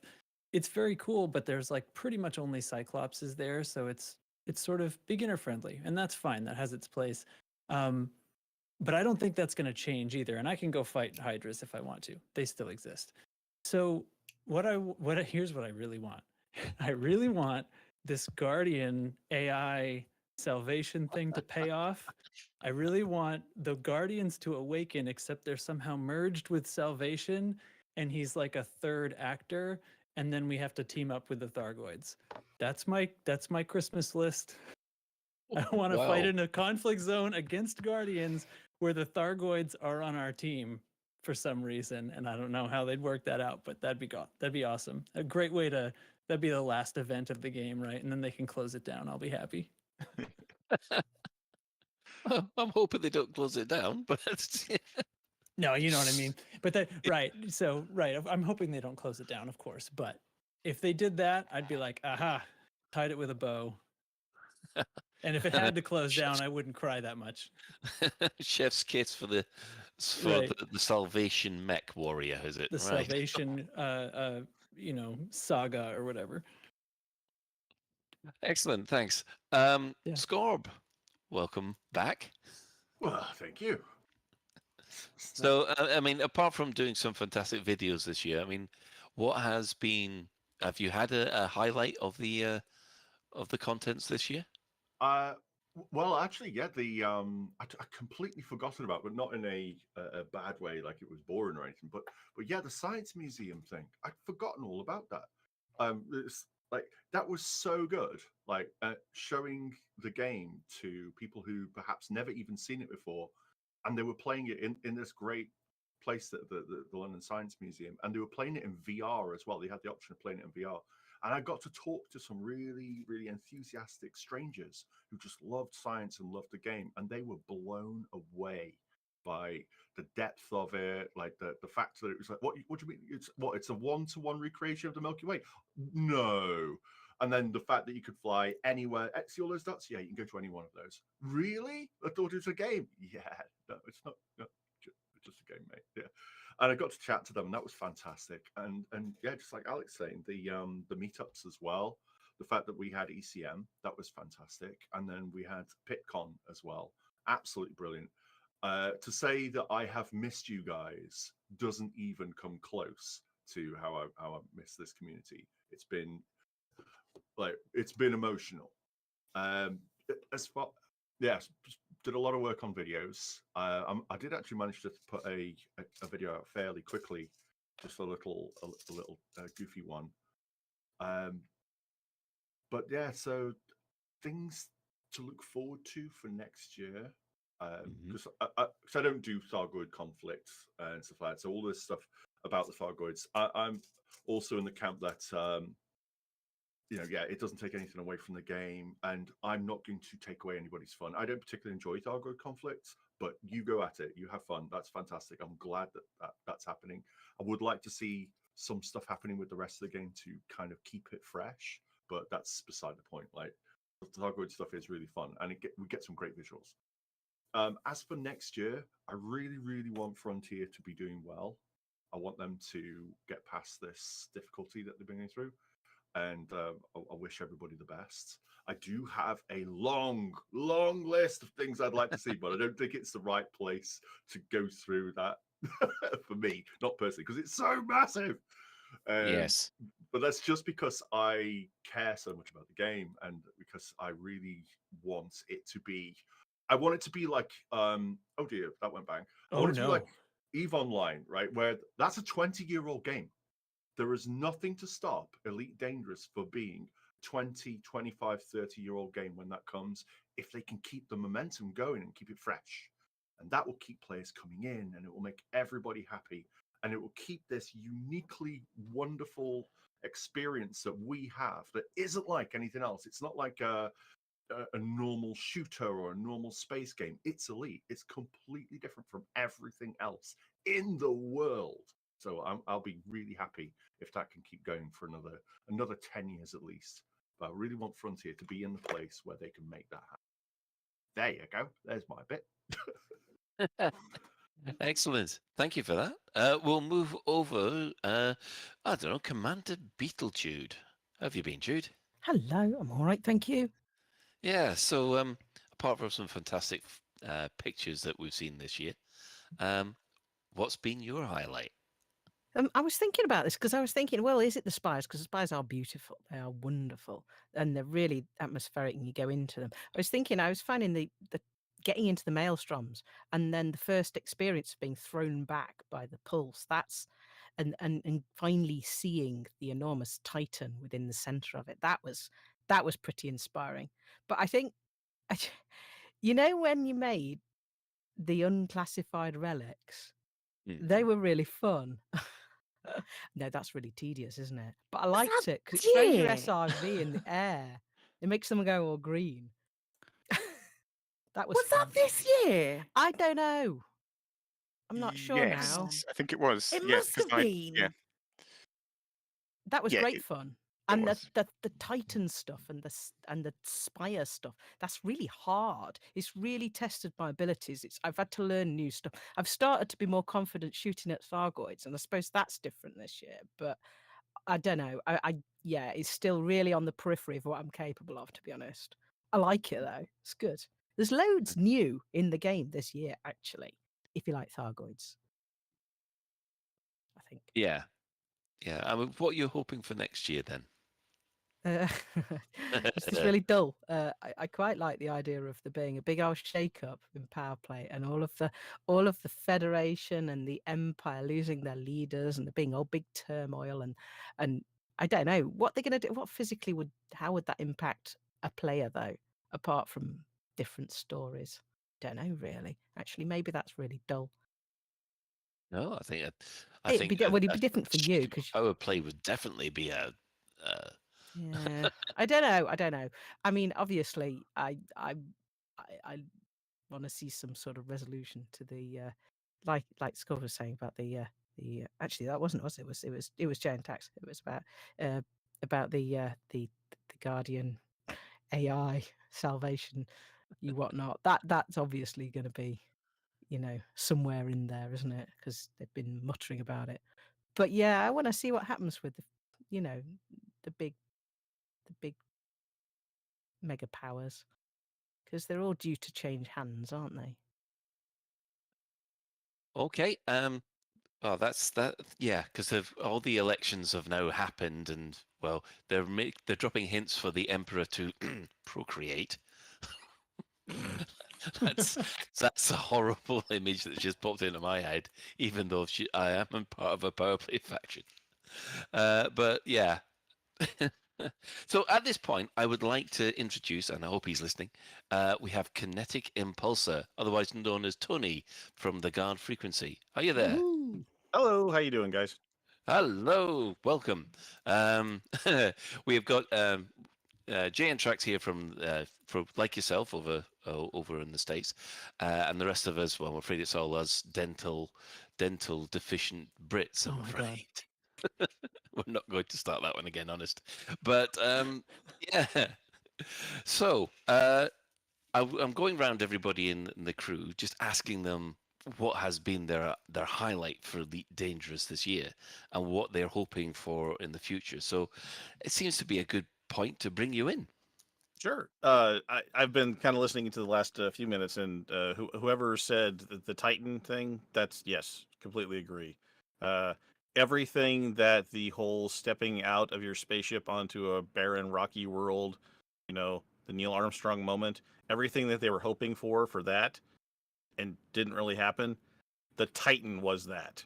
It was difficult to get into. It was spooky when you were in there, and when you finally saw the thing coming out of the mist and stuff and how big it was, yeah, that was a good video game moment, right? There's, everyone can maybe remember a few whoa video game moments, and that goes into my list of those. So that was really, really well done, I think. And as far as next year, I'm also going to echo those people that say, I hope it's still working. So that my hope for 2024 is that they keep the lights on, and that they like I said, keep the fires burning until something good happens. Because it might be old spaghetti code. Yeah, it might be kind of difficult to maintain. Might have lost a lot of people with important knowledge, but the whole thing is unique. There is nothing like it, and there's a community that's ready to fill in the blanks and ready to keep it going until something good comes along. And I hope that they recognize that, and that a couple 100,000 guinea quids worth of ARC sales per year is enough for them to justify keeping the lights on. Excellent. Okay. Thanks for that. Welcome aboard. Right. Well, I guess that leaves Pete. Hello. Yes. Yes. Hello, Pete. Just wait until everybody else has sort of said all the obvious things. So yeah, we began the year fighting the Thargoids. It's the war has been going on for about a year now, hasn't it? Then we got into the maelstroms little by little, piece by piece, with different bits of technology. Probably the thing that I least liked about that was trying to unlock the caustic sink launchers, which meant you had to go and get your ship really badly caustically damaged in order to earn the things to allow you to equip it with the things that stopped it from then getting damaged by the caustic sort of cloud. So that was a bit horrid. It took me a long time to do that. It's one of the features I'm finding is that there is this year more than any other year. It's a single stream of things happening. Yes, it is all Thargoid stuff. It's getting into the maelstroms first, then the spire sites. The other things that have been happening, largely to do with elections, largely to do with the Empire and the relationship between the Alliance and Sirius, have not really been doing very much in the game. They're more kind of background story. They do seem to be building up to something, and perhaps who was it? Was it Jude said that perhaps sort of something happening to power play next year, perhaps integrating power play into the BGS and into the superpowers. Perhaps that might happen. It'd be quite interesting if it did, and that would certainly be something that was different from the Thargoid developments. And anyway, after getting in, yes, looking at the maelstroms, that was great. Then we had these little barnacle matrix sites, and then they grew up into big spires. And actually, again, I'm probably going to say that might be my favorite part of what's happened this year. Because that's really the first time that we have properly integrated or properly seen integrated missions which require the use of on foot and SRV and ship, all to achieve the same missions that we take from the rescue ships, which is a big step forward. I think the Odyssey content has been quite separate from the ship content up till now. That's changed with these contaminate the spire site missions, even though they're still kind of quite difficult to collect the things. Jude has been helping me. She's been getting all the difficult stuff from underneath the mega barnacles, and I've been filming from a distance safely. So all of those things. There were other things as well. There was I really like the sides, and I don't know if you remember the Dedicant megaship, and how the scythes were introduced, stealing all the souls from the Dedicant. All the people from the Dedicant, yes. Yeah, that was nice. Glaives less so. Glaives are just too difficult for me. Yeah. And it's not that they're difficult to fight, but you've got to be equipped to fight them. And if you're going into Thargoid space to do something else, then the glaives just become a nuisance. They just stop you from doing the thing you were trying to do, which I find a little bit annoying. Anyway, sorry, I'm going on a bit. Looking at next year, there are the two things. So there's potentially something happening as a result of the Emperor's mother being ill and the federal elections, which for some reason have been dragged out. They were supposed to happen the middle of this year. They eventually happened towards the end of the year, and then for some reason, in an American style, they elect the president one year and then sort of put them into office about a year later. That seems to be what's happening with the Federation. So that's one thing. Something to do with Salvation, clearly.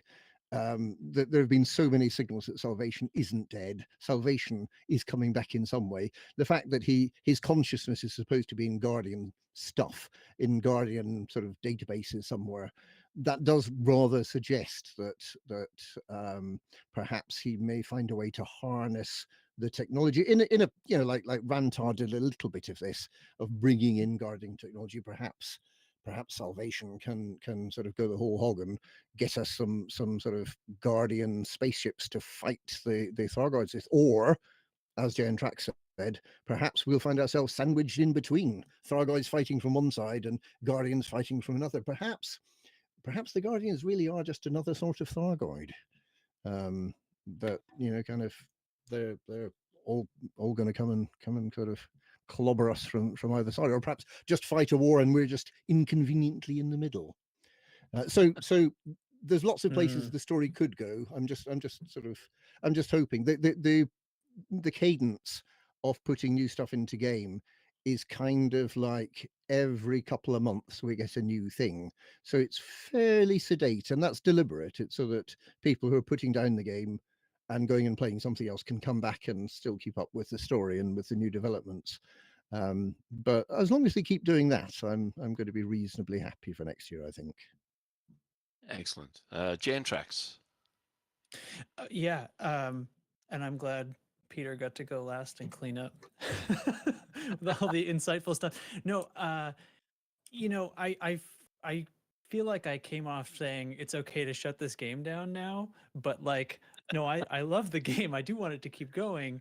I'm kind of joking about that, but it makes hearing everybody else's comments and stuff, it does make me think like, yes, the cadence especially and all this stuff, keeping it going.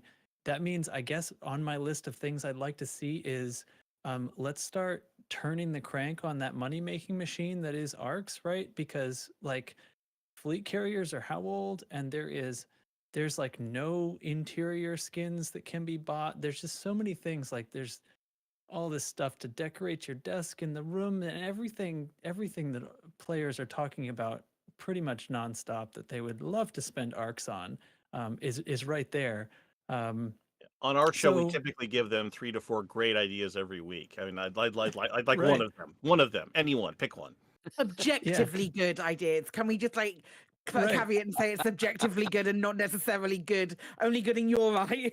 Yeah, no, they're objectively like any game could take these ideas and make just millions of dollars with them, or pounds. I mean, how hard can it be? How hard? You just have to program it. You just have to code it. You just have to program it. Just have somebody program the buttons, and it's done. Right. It's so easy. So if we presume that it's a little bit skeleton crew there for a while, like let's just focus on that and let's keep it going. Let's ride the thing for a minute, ride it out until we get back on track, right? And then there's still profitability there, so it hopefully will all work from a business perspective. And then I've had more fun with this.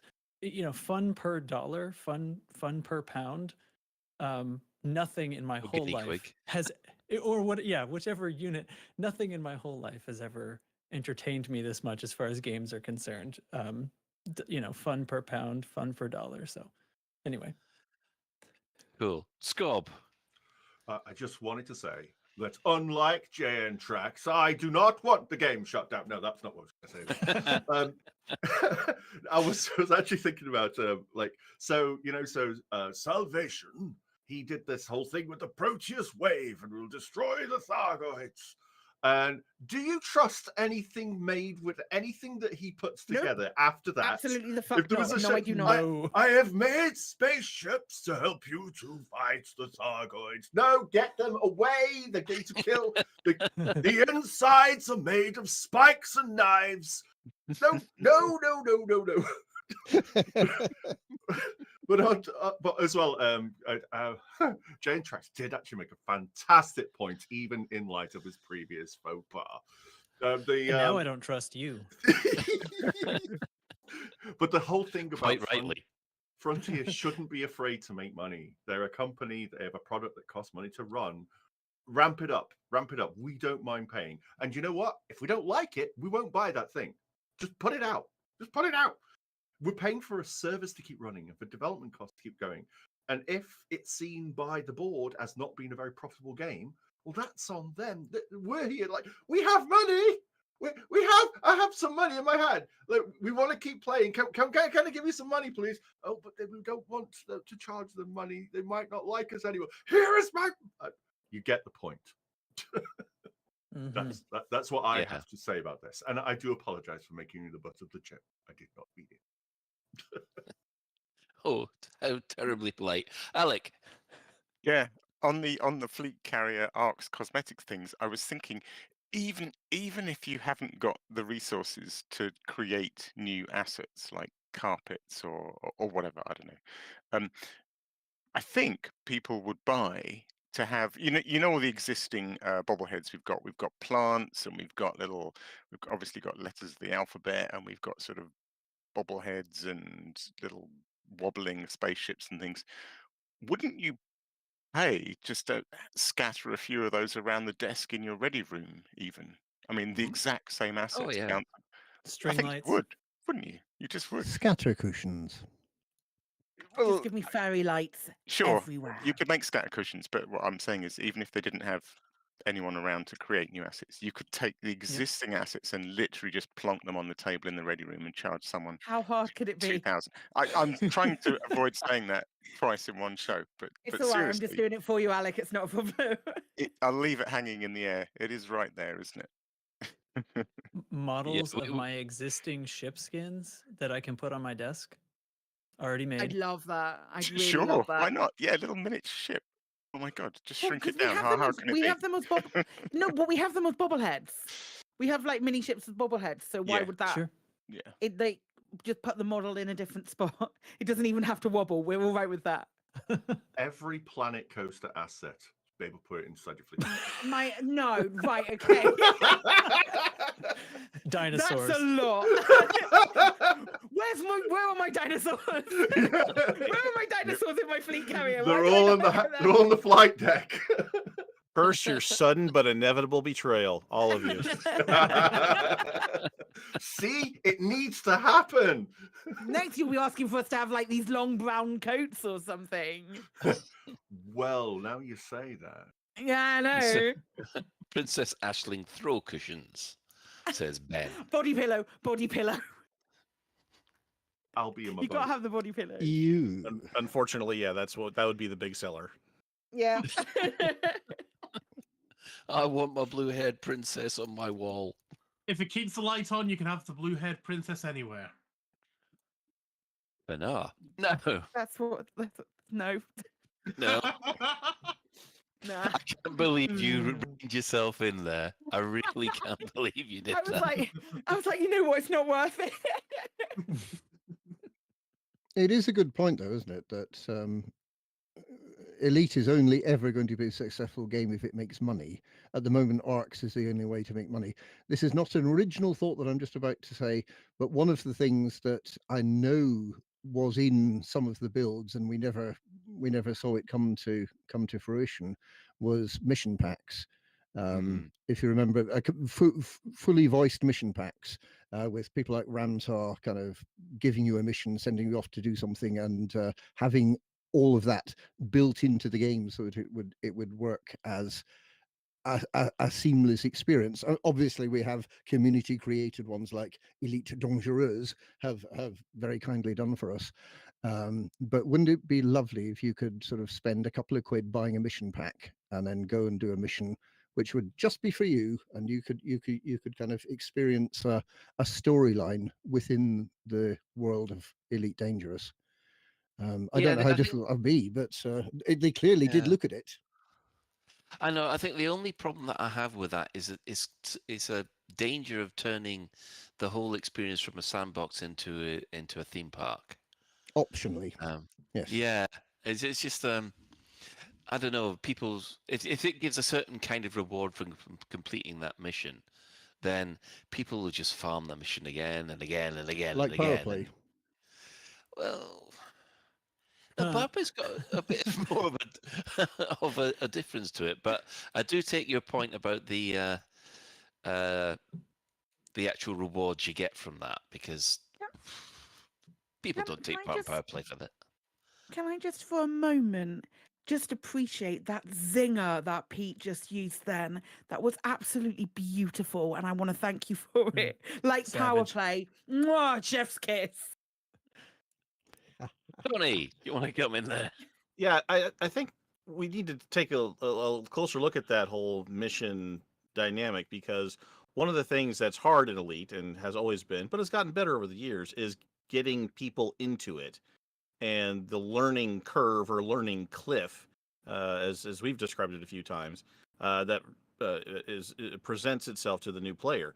Having fully voiced missions that kind of hold your hand a little bit would be an ideal way to say, have a piece of theme park, learn the ropes with these missions, and then if you find a bit of the mission that you enjoy doing, you can do that over and over and over again out there in the sandbox. You know, if the mission is, you know, go blow up an asteroid to get a precious goodie from the middle of it, take it back to Ramtah, well, hey, there's your introduction to asteroid mining. You know, having a pack of missions like that could be lucrative if you sold them one at a time, and also a way for people to point new players towards something that they can use to learn the game. And then all you have to do then is make it so you can gift those like you used to could before ARCs. Oh yeah. And then man. problem solved. So I've bought probably 5 copies of Elite Dangerous for other people. And then they get in and they play for a little while, then they leave it because it's too hard. I'm like, you're going to be my friend. You're going to be my wingman. But no. But you know, you get somebody in and then you say, here's a $5 mission pack. This will teach you the basics of bounty hunting. Here's a $5 mission pack. This will teach you the basics of mining. You know, that's, again, there's a pile of people, dedicated players who are, as the comments were made, here is our money. Please find a way to take it from us. This would be not only a way to take it from us, but also maybe convert some new cultists to our cause. One of us. One of us. And One again, of us. it does get around the issue, because like you have to admit that the way that the funding works at the moment is an attrition based system. So you get lots of new players and they pay their upfront costs. The longer you play, actually, you're actually taking more out of the game than you put in originally. Let us give you money to keep that going, so we're not actually sponging off all the other new players. It's like, because they'll join, they'll play for a bit, and then they'll leave, like you were saying, because the skill cliff is pretty high. The ones who stick around, they join us. But for all those who paid their 30, how much is it now? Because I think it's not that expensive 20 quid. anymore. Yeah, so even that, oh guys, come on, it's too cheap for what we get. Are you kidding me? I want Frontier to have more money. I just want them to. Yeah, I agree with that. But however, I think it is a case where, well, Elite is going to be a 10-year-old game. As we were saying earlier, the alpha came out 10 years ago this week, and yeah, I must admit that's going back memory lane and making me feel incredibly ancient. And in 2003, I started playing EVE Online, and that's still going. Yeah, but how many times has the client been updated on Lots. that? It has, isn't it? They keep it fresh, but the gameplay, it's still spreadsheets in space.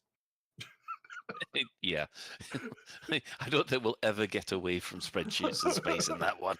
But that's what they like. But they kept the engine fresh. They've got the ship models always get updated. We've already had that with Odyssey. Well, all the ships got a lick of paint. Oh, they did. Yeah, it looks nice. So they could just keep doing that. I hate the word just. They could keep doing that and keep it fresh for another 10 years. Add more to the game. Keep the service going. Find ways of billing us for stuff. We'll find ways of paying them for. Hey, what would you guys think to the fact that not brand new ships, but ships? Well, actually, yeah, I do mean brand new ships. Brand new ships for ARCs, but put it this way: there aren't any big. No, not win them all.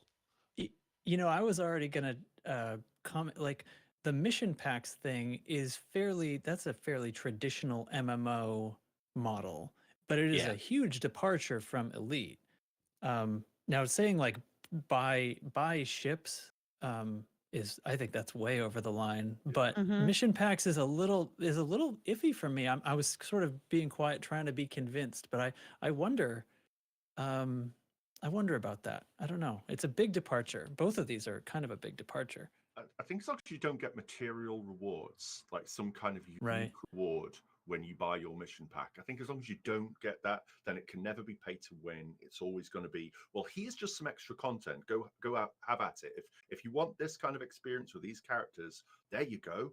You can have this. It's all voiced. You're paying for the voiced stuff and the curated experience, but it's just, you can get the same exact things doing anything else in the game, but we've made this for you so you can go enjoy it. I think if it's ships, that's a big no-no. That's stepping into other territory, which I don't think Elite Dangerous wants to go in. Yeah, but I would like us to have more ships, and yeah, and it doesn't matter what role they. Let's have more ships. Like how many estate cars are there? Lots of them. There's still lots of them. Can we have more? To just add that personality, that dynamic, that little bit of different.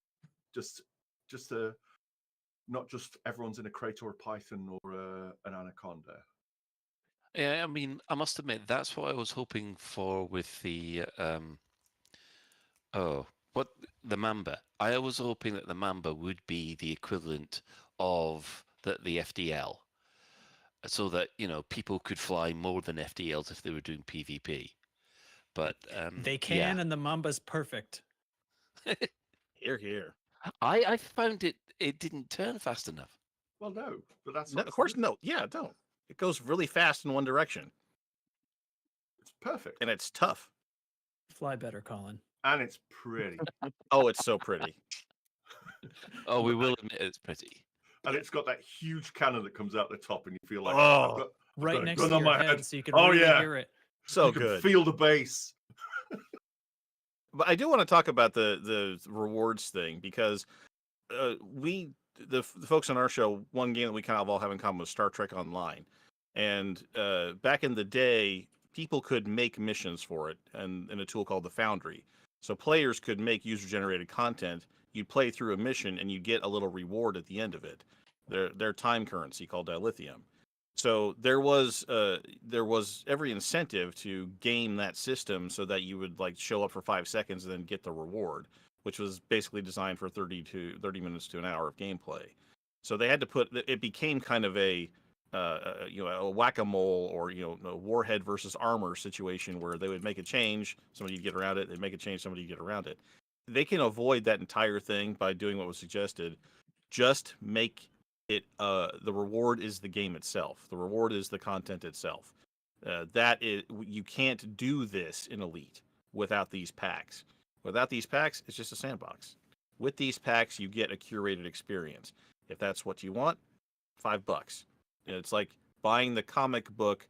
You can go see the movie, but if you want to know more, you have to buy the comic book that tells you the prequel story too.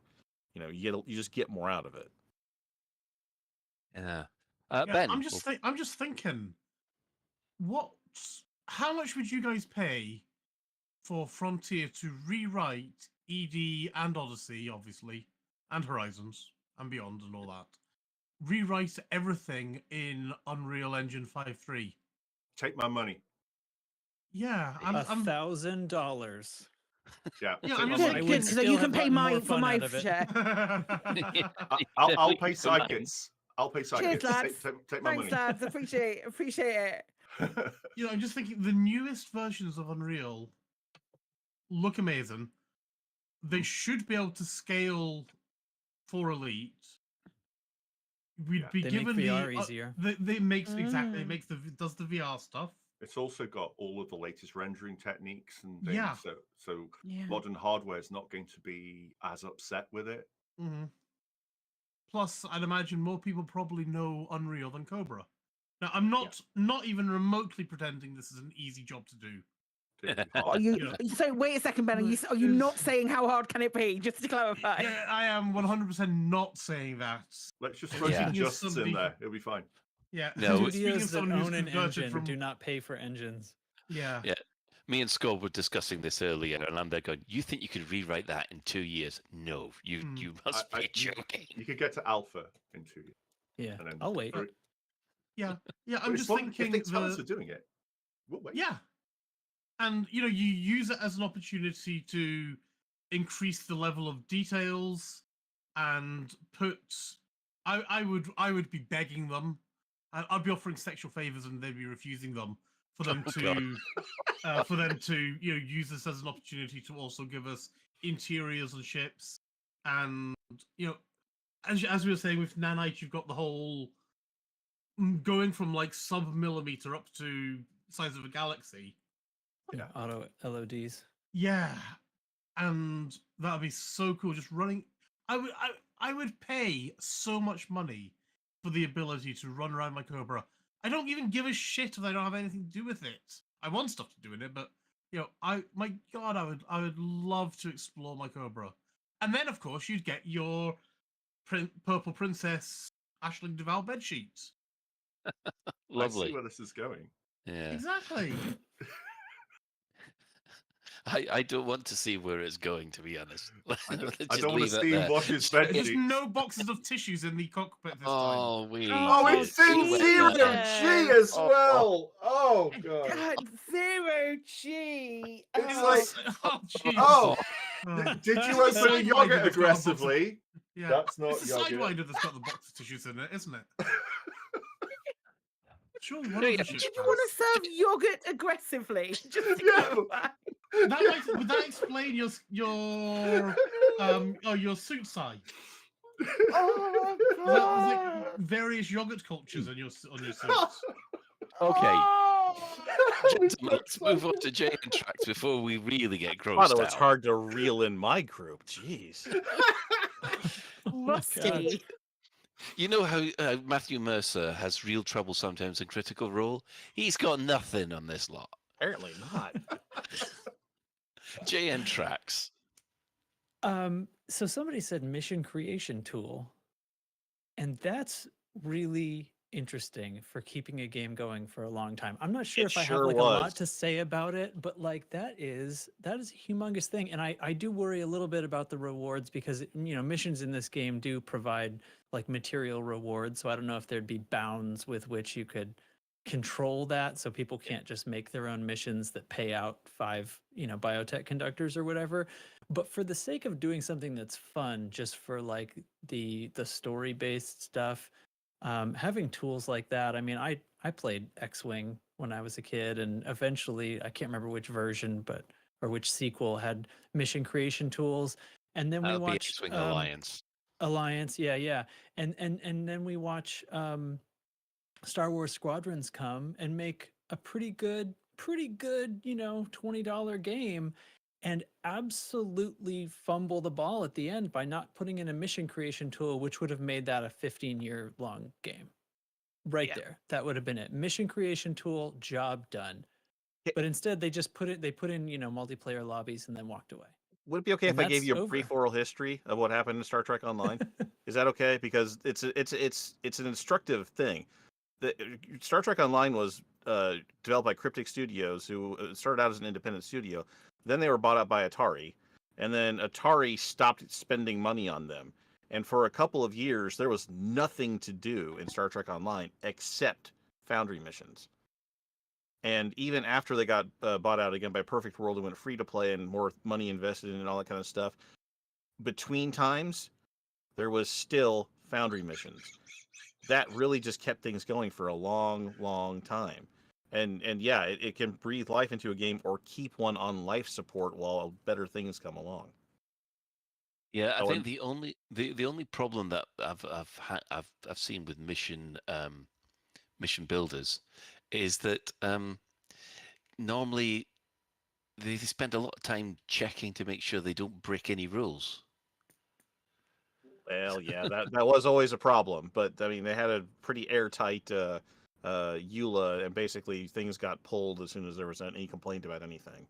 So it was more like a don't generate any complaints or else you're getting yanked off the Foundry. One other quick thing to Unreal Engine. You think charging for spaceships is against their code of paying for engine licenses is against FDev's code. They own an engine. Never. Yeah, they're never ever gonna do it. It's Cobra or bust. But that's about it. Yeah, lovely. Alec. Yeah. You in there while everyone laughs at yogurt for some reason. Yeah, I didn't really want to follow that, but there you go.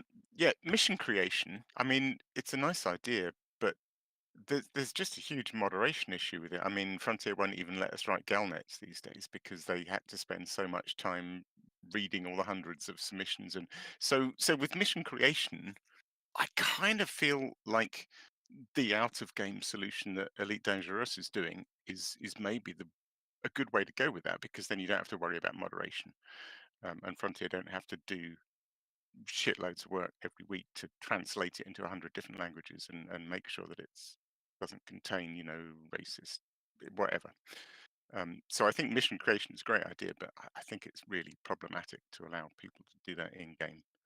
What I really wanted to just hark back on was the Unreal 5 thing, and this is just a genuine question for me because I'm not big on what game engines are capable of, but I have been seeing a lot of Unreal 5 videos on YouTube. So, okay, I get Unreal 5 engine can do really nice forests and like photorealistic Tokyo subway stations and things. My question is, does Elite need better graphics? I don't see anyone calling out for better graphics ever. Oh, it's not But that, it's Alex. not the complaint that Elite gets. It's keeping the talent fresh. Right. if So your it's more programmers about leave, it's more about being able to find programmers that are familiar so with it. nobody in the industry, apart from people who work for Frontier, know how Cobra works at all. Sure, yeah. So if you want to attract game designers to come into your company, well, they're already trained on, because you can get Unreal for free and train yourself, or they'll have come from a studio that uses Unreal. They're not using Unity, let's be honest. So they're going to already know what they're doing. They can hit the ground running. And the more people who've been using Cobra who have left the company have taken that knowledge with them. So there's a brain drain. So unless new C++ programs have come in, learned the Cobra engine, they become critical points of weakness in the company. Laughing and joking aside, that worries me. So them shifting over to something like Unreal that actually makes me have some faith. You can bring people in. You could have this game look exactly the same, and yeah, it would take time to do, but it wouldn't be for the graphical fidelity. That's just a possibility. But the talent pool that's out there is a lot bigger than anything could possibly be that you have to train in house. So that's the only thing really that I see. Yeah. Okay. Excellent, Tony. But it's not happening anyway. Yeah, no, true. it's not. Yeah. We can dream. We can dream, and I think we should dream a little bit. And maybe they never listen to my suggestions on my show, but maybe if I'm on with you guys, maybe we can Nobody get listens something to done. Live Radio, Tony. That's what not I true. thought too. Not happening. That's not true. But they've had a bad run the last couple of years, right? And they need a fresh direction, and they've gone running back home to mama by doubling down on their creative management sim, whatever CMS stands for. They've doubled down on that strategy, which is fine. It's their niche. They kind of own that segment. They're really, well versed in it and that kind of stuff. And I'm assuming that they're just going to keep building it using their in-house engine. I'm assuming they're just running home to mama and trying to dig themselves out of the hole, doing extra of the best things they've ever done. I think they need to go a different direction. And Elite has, in my view, been a bit of a guinea pig for them. Like when they want to try new things to try to push their internal engine, they've tried it out in Elite, like, say, for example, first-person shooter stuff. They went and proved to the world that their engine can do first-person shooter stuff. Kind of. That whole launch debacle aside. But maybe they need to use the Elite IP, something that has a dedicated following of techie nerd folk, to try to branch out to Unreal and take a gamble with that. Because it's not just Elite, but the brain drain is real for all their games. I mean, it will cost them more. Their turnover must be ridiculously expensive. I mean, employee turnover.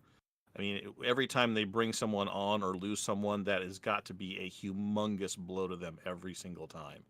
And they can't compete in a marketplace that's flooded with people who can change jobs on a whim because everybody uses the same platform. They've got to take a new gamble and go a different direction rather than run home to mama. Okay, Psychic. Firstly, Planet Zoo games or Planet Zoo Planet Coaster games are really, really good and great, and they work incredibly well within the Cobra engine, and it's a fantastic showcase of what that engine can do. That engine is the updated version of whatever Elite is still running on. It's my understanding. I think whatever Cobra engine Elite is running on is a much older version of that. Absolutely, yeah, I totally agree with you, and all of that needs to go to Unreal. Did somebody mention a second ago that they wouldn't, like, Frontier wouldn't use Unreal because they sit in they're so convinced about using their Cobra engine and they won't use anything else. Yeah, that was me. It's just money. Great. Just own it. It's just money. F1 Manager is Unreal Engine. Is that published or developed? It's developed. It's developed by Frontier. It is it's on an Unreal Engine game. Well. And but I mean, correct me if I'm wrong. F1 hasn't sold well. No, because it's not a particularly good game. But I'm not saying that that's it's arguably. You think Elite is a niche game? Fucking F1 Manager, holy shit! But you and F1 and an F1 Manager that doesn't do all of the things that an F1 fan would love an F1 Manager game to do, even still on its second iteration, isn't the greatest course of action maybe for Frontier to be taken. And sure, they took a gamble, but they're using Unreal. They're not using Cobra Engine in that. Well, so the dam has already been broken. However, I love this. Age of Sigmar is Cobra. By the looks of it. Is it? I didn't know. I didn't know about Sigmar. All right, then, down with Cobra. It's decided. Yeah, well, I mean, although that could have been like a stipulation in the agreement with F1 that it needed to be made in a more accessible engine. So if they needed to take the IP and move it to a different developer, potentially that could have been something that they was a part of the agreement with the Formula One. Yeah, I don't know. I was like, I know it's FI something, but I could not remember the last. I saw you playing it, Psychic. It looks fantastic as well. Yeah, okay, yeah. It is fun. It is fun. But it's one of those games where it's difficult to be entirely objective when I love F1 so much, and I sit there and I backseat Ferrari so much. I love it when they Ferrari it up, yes. Yeah. It's like, I sit there and I really, really enjoy F1, and I love it, and I really got back into it recently. And having the opportunity to get involved with F1 Manager is really, really fun and great. But it's one of those games that has so much potential, and you can see the amount of cool stuff that you would love to see added on top of it, but it's just not quite delivering. It just doesn't feel like it delivers, and I don't want to say that echoes other games that maybe Frontier are using. I'm not trying to be a despot or Daniel or a moaning Myrtle or anything along those lines here, because I love Elite and I always love Elite. Elite has a really special place in my heart, but there is a pattern. Yeah. I think the F1 game must have been basically written for my son, because he's the F1 nut, but he's also got the engineering background behind it. So he's also there going, no, you've got your downforce isn't working properly. You need to change your wings. And he's anybody who's watched my streams with him knows that he's just there going, no, Dad, you're doing it wrong. And of course, that's the best thing about it, is that me being humbled by my own son about cars. He must have been shouting at Mercedes then last year. Who wasn't? Hamilton certainly was, that's for sure. Yeah. Anyway, I'm just wondering actually about F1. Hmm? Do you think they've been, or do you think that F1 has been damaged by them having to have it as a yearly release schedule, rather than here's F1 Manager, and we're now iterating it and iterating it and iterating it and making it good. We see they're trying to emulate exactly what FIFA. Well, they're and pretending to Football do Manager EA, but they're not there yet. So I think it's probably on the back of what was proposed to the FIA to begin with, like how can we make the most money by selling a full game each year? But I don't know. I enjoy it. It's one of those ones where I really enjoy it, and I'm like, I wish it was more. The difference between there's not much difference having played F1 20 Manager 22 and F1 23. Yeah, there's a load of fixes that needed to be going into 22 that are in 23, but it doesn't feel like there's a whole new game there. And it doesn't. To me, it doesn't feel like a proper F1 game. Would you it say doesn't? that It doesn't feel like 22 and EA 23 are feel like different games as well, though, or FIFA rather. I don't know. No, Wouldn't be able to tell you. That's the thing that I've always got annoyed with FIFA is because it's basically they update the models. There's a couple of small tweaks. Maybe there's a couple of a game mode, but again, if you say something like FIFA 20, say 2020 and FIFA 2023 or whatever it's called these days, not much difference. But what can you do? It's football. They can't really add a capture the flag mode, can they? I mean, well, maybe they should. They did the career mode. Not the career mode. Didn't they do the story thing of it in one of them? Yeah, they did that kind of thing in. But when was the last time? I can't remember when that went. I've never played it. I've just seen my son playing it. Only one will survive in FIFA Deathmatch. You want a gladiator? What you after there, Scorb? Is a gladiators management game? Yeah. Players ready. Do you feel the power? Amazing! Amazing! The ship writes itself. Let's go. Oh dear! Now they must be thinking Roman gladiator manager. No. I'll be no. You're thinking Baymax gladiator things, aren't you? Yeah, I like. Oh god, yes, I agree with Jude there. You want Jude here? Well, I was going to say Jude's here, and she can speak for herself.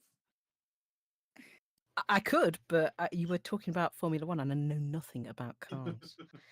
But no, yes, Pugil Stick was in Elite. Yes, that would. You don't know anything about cars, but you do know about Pugil Sticks. Well, I've seen them. And you haven't seen cars? I've never been knocked into a ball pit by one, but I would do that in Elite. All they need to do is get lots of little spheres that your commander could fall into. It would be in the games room. Yes, a ball pits.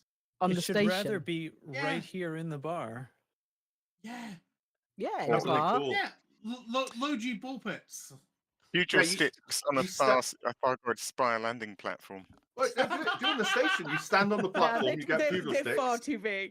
Yeah. You fall into so a there ball you pit. have it, Frontier. What everybody wants is basically ball pits in the bar, and obviously someone. Castles. No, people's computers would explode in this engine if they put ball pits in there. And in Christmas time, you could have this brand tub mode. So you dive into the ball pit, and every now and again, you come up with some niobium. You know what happened? Ghost Giraffe would get a ball in orbit. Oh, God, yeah. Something for Alec to do. Alec could do it as well, yeah. Got you into the getting things into orbit that shouldn't be in orbit shenanigans. Did you ever manage to get someone climbing into orbit, Scorb? We got so close. We did that whole the tower and somebody running up the tops of all the ships. We got so close, but then it was Fally death. There's only so high you can get before someone falls, and you just cannot catch them. But it was a lot of fun. Like shenanigans like that. That's what makes this game as well. You got all of the serious stuff, Stargate conflict stuff, making money and everything. Oh, it's the most fun when you got all your mates around you doing absolutely stupid things. It's what keeps me playing. I remember years ago basically making a bridge across a canyon with anacondas and things. Yeah. I think that was the Hutton SRV race, wasn't it? There was a big crater in the middle of the race course. It might well have been. I just remember people it made being bridges. amazing fun. But yeah, we could do that on foot now as well, obviously. Yeah. They're a long ship to pop when you're halfway over a canyon. If it's like someone loses their connection, it's like, oh no! No. There we have it. Wile E. Coyote Simulator. Yeah. Well, I guess we can begin to wrap this up. Christmas presents. Yeah, Christmas presents time. So I think we shall move on to any other business. Right, before this week's episode, you'll have heard the recent Dex Legacy Season 2 episode. Please to support the show, please visit thedexlegacy.com. Our chief bar steward, Psycho Cow, if you remember him, he's hosting the Christmas quiz night this Friday, the 22nd of December at 7 p.m. UK time. Pop over to twitch.tv/PsychoCal for more shenanigans and going-ons there. Now, Destiny 2 is now free. The Legacy Collection is now free on the Epic Store. You put that in, Ben, by any chance? I think it was Norman who did that, but I thought Destiny was a free game anyway, wasn't it? This is an expansion of some kind. Okay, I don't play the game, but I know I did pick it up, and you, it warns you that you need to have the regular game first, which you can also just grab for free. Just get for free. Okay. Yeah. There's an expansion for it for free. Okay. So, has anybody got any other business they would like to quickly raise? I do very, very quickly. I'm sorry. No problem. I just want to, and she's probably not here, but I just want to give a big shout out to my sister who has achieved affiliate status on Twitch today on her own, on her own channel. Awesome. So big congratulations to Katie Anna, and go and give her a follow because she's super cool. And I'm not just saying that, but go and give her a follow because she's great. She's mostly playing Baldur's Gate though as well. Yeah, I'll just give her a shout out. That works too. Is she streaming at the moment? Not right now. Oh, so we can't. She's not very well today, and it'll be She's playing Baldur's Gate, so normally, so we. There's no crossover between Elite Dangerous and Baldur's Gate. Yeah, no one who plays Elite plays Baldur's Gate. No one's been doing that all week. No, we haven't. No. Not no one plays all of that all the time. No. What games? I have to put at least 650 hours in that before I feel like I'd enjoy it. But yeah, there's a channel. And I hated every minute of it. It's a dead game. Excellent. Right. Well, if that's the case, then we will do our shout-outs. So to our sister station, Hutton Orbital Radio, the insignificant Hutton Orbital Radio, and we add, it broadcasts on Thursdays from 8:30, and you can tune in at twitch.tv/Hutton Orbital Truckers, or if you just want the audio, go to radio.forthemug.com. For the discerning commander that likes a bit of CQC action, you go and check out the CQC Discord for when you want to create matches and team up with people, or just so you can shoot people. You'll find that at discord.me/Elite Dangerous CQC. We will also give shout-outs to the following Elite Dangerous podcasts. So we'll say hello to the Guard Frequency, who do other space sims as well. I'm right here. I know. This is your cue for you to pimp. It's a pretty good show. You should check it out. That'll do. All right. And also there's the cheese-loving hillbilly redneck radio, which is known as Loose Screws. I'm not committing to pretty good. We barely subscribe to mediocre, so it's okay. Our typical standard is meh in production, so I'm actually kind of overselling it when I say pretty good. So you're probably wise. Excellent. Following this, well, both Beetlejude and Pete are here, so that means, yes. That means we'll do it live. No, no. Take it away. We do have the wonderful vocal talents of LCU No Fool Like One following this episode. There he goes mispronouncing things again. God help us. So, well, thanks to everybody who's chipped in on the Twitch chat, and which in-game commanders have actually joined us in the ready room. We have had Epiphus, Bograt, Siberius, and Soka42. Excellent. And I haven't moved, so I hope nobody's been doing anything rude to me with a carrot. Ben. Define rude. No, I've been sitting down. I can't even see you, Colin. Where is Colin? He's like So- right next to you. Oh, no, that's Bograt. No, he's right there. Right, so I can't special see thanks Colin. go. Well, thank God we can't. Right, so special thanks to Commander Tokuso, JN Trax, and Alan Stroud who have created music for this show. But that's it for this episode of Lave Radio and for this year. So if you'd like to get in touch with the show, you can find all the contact links at the home/contact us menu on the website. Do let us know if you have any questions or if there's anything you'd like us to discuss in a future episode. Lave Radio is recorded live on a Tuesday evening at 8:30 and streamed out at laveradio.com/live. So with a deep breath, I have to say thank you to Commander Beetlejude. Yay. Sorry. Thank you. Thank you to Commander Witherspoon. Have a wonderful Christmas, everyone, and we'll see you again in the new year.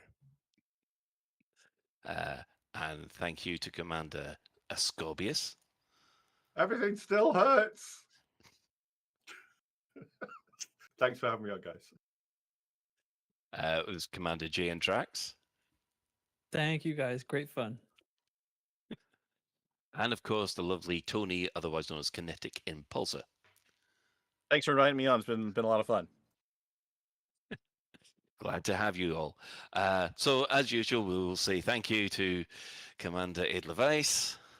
Oh, I told you shouldn't have pushed back. Have a good New Year, guys. Happy Christmas and stuff. I'm so glad that I don't have to do this next week. Was that another carrot joke? I'm feeling like that was a It could have carrot been. joke. It could have been. Okay. Just checking. Yeah. Right. Commander Alec Turner. Thanks, Colin. God bless us, everyone. Ho, ho, ho. Commander Psychic. It's like a fucking Jackson Pollock in here. Watch out for the aggressive youngets. He's got the dark lights.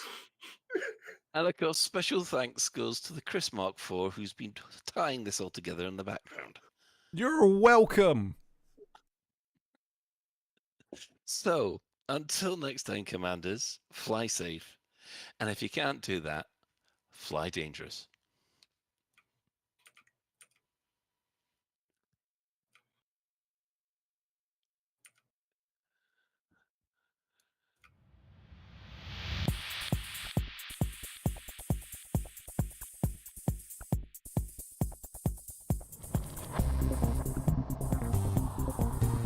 Is your life like this? Sounds like someone having an orange inserted into them.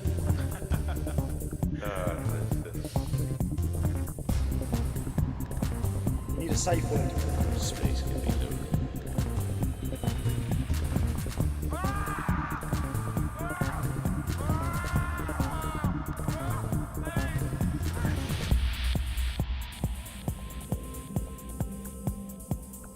I'm gonna see the galaxy.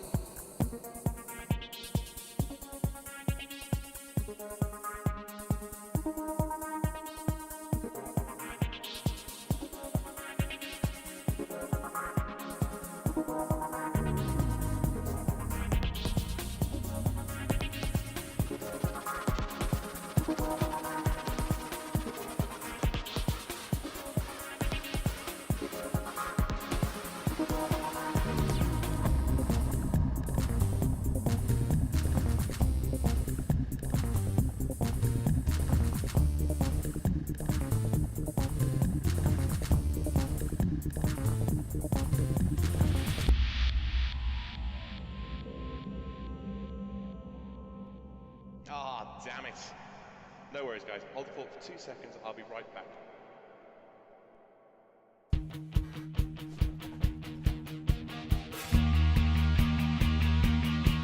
On the first day of Christmas, I scanned biology, a cordyceps in the brain tree.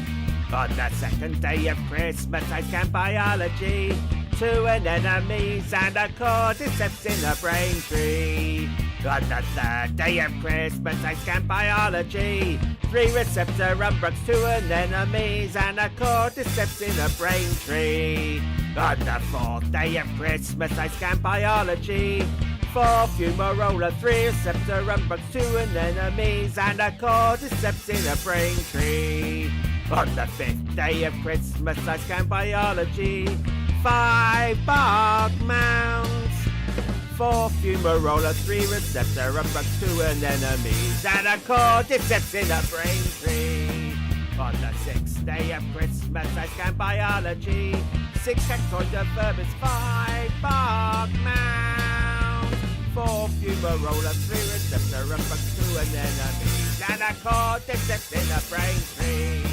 On the 7th day of Christmas, I scanned biology, 7 noxious discus, 6 cactoidovermis, 5 bark mounds, 4 fumarola, 3 receptor umbrox, 2 anemones and a cordyceps in a brain tree.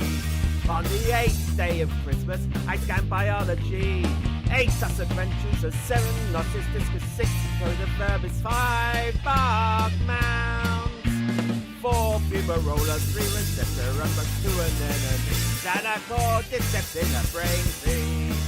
On the 9th day of Christmas, I scanned biology, 9 senior tubers, 8 suspensions, 7 noxious discus, 6 cactoidovermis, 5 bark mounds, 4 fumarola, 3 receptor umbrox, 2 anemones and a cordyceps in a brain tree. On the 10th day of Christmas, I scanned biology, 10 bacteria, 9 senior tubers, 8 suspensions, 6 noxious discus, 6 cactoidovermis, 5 bark mounds, 4 fumarola, 3 receptor umbrox, 2 anemones and a cordyceps in a brain tree. On the 11th bloody day of Christmas, I scanned biology, 11 particular, 10 bacteria, 9 senior tubers, 8 7 noxious discus, 6 cactoidovermis, 5 bark mounds, 4 fumarola, 3 receptor umbrox, 2 anemones and a cordyceps in a brain tree. On the 12th day of Christmas, I scanned biology, 12 alioida, 11 particular, 10 bacteria, 9 senior tubers, 8 suspensions, 7 noxious discus, 6 cactoidovermis, 5 bark bloody mounds, 4 fumarola, 3 receptor umbrox, 2 anemones and a cordyceps in a bloody brain tree. Yeah, come on! Thank God that's over for another year.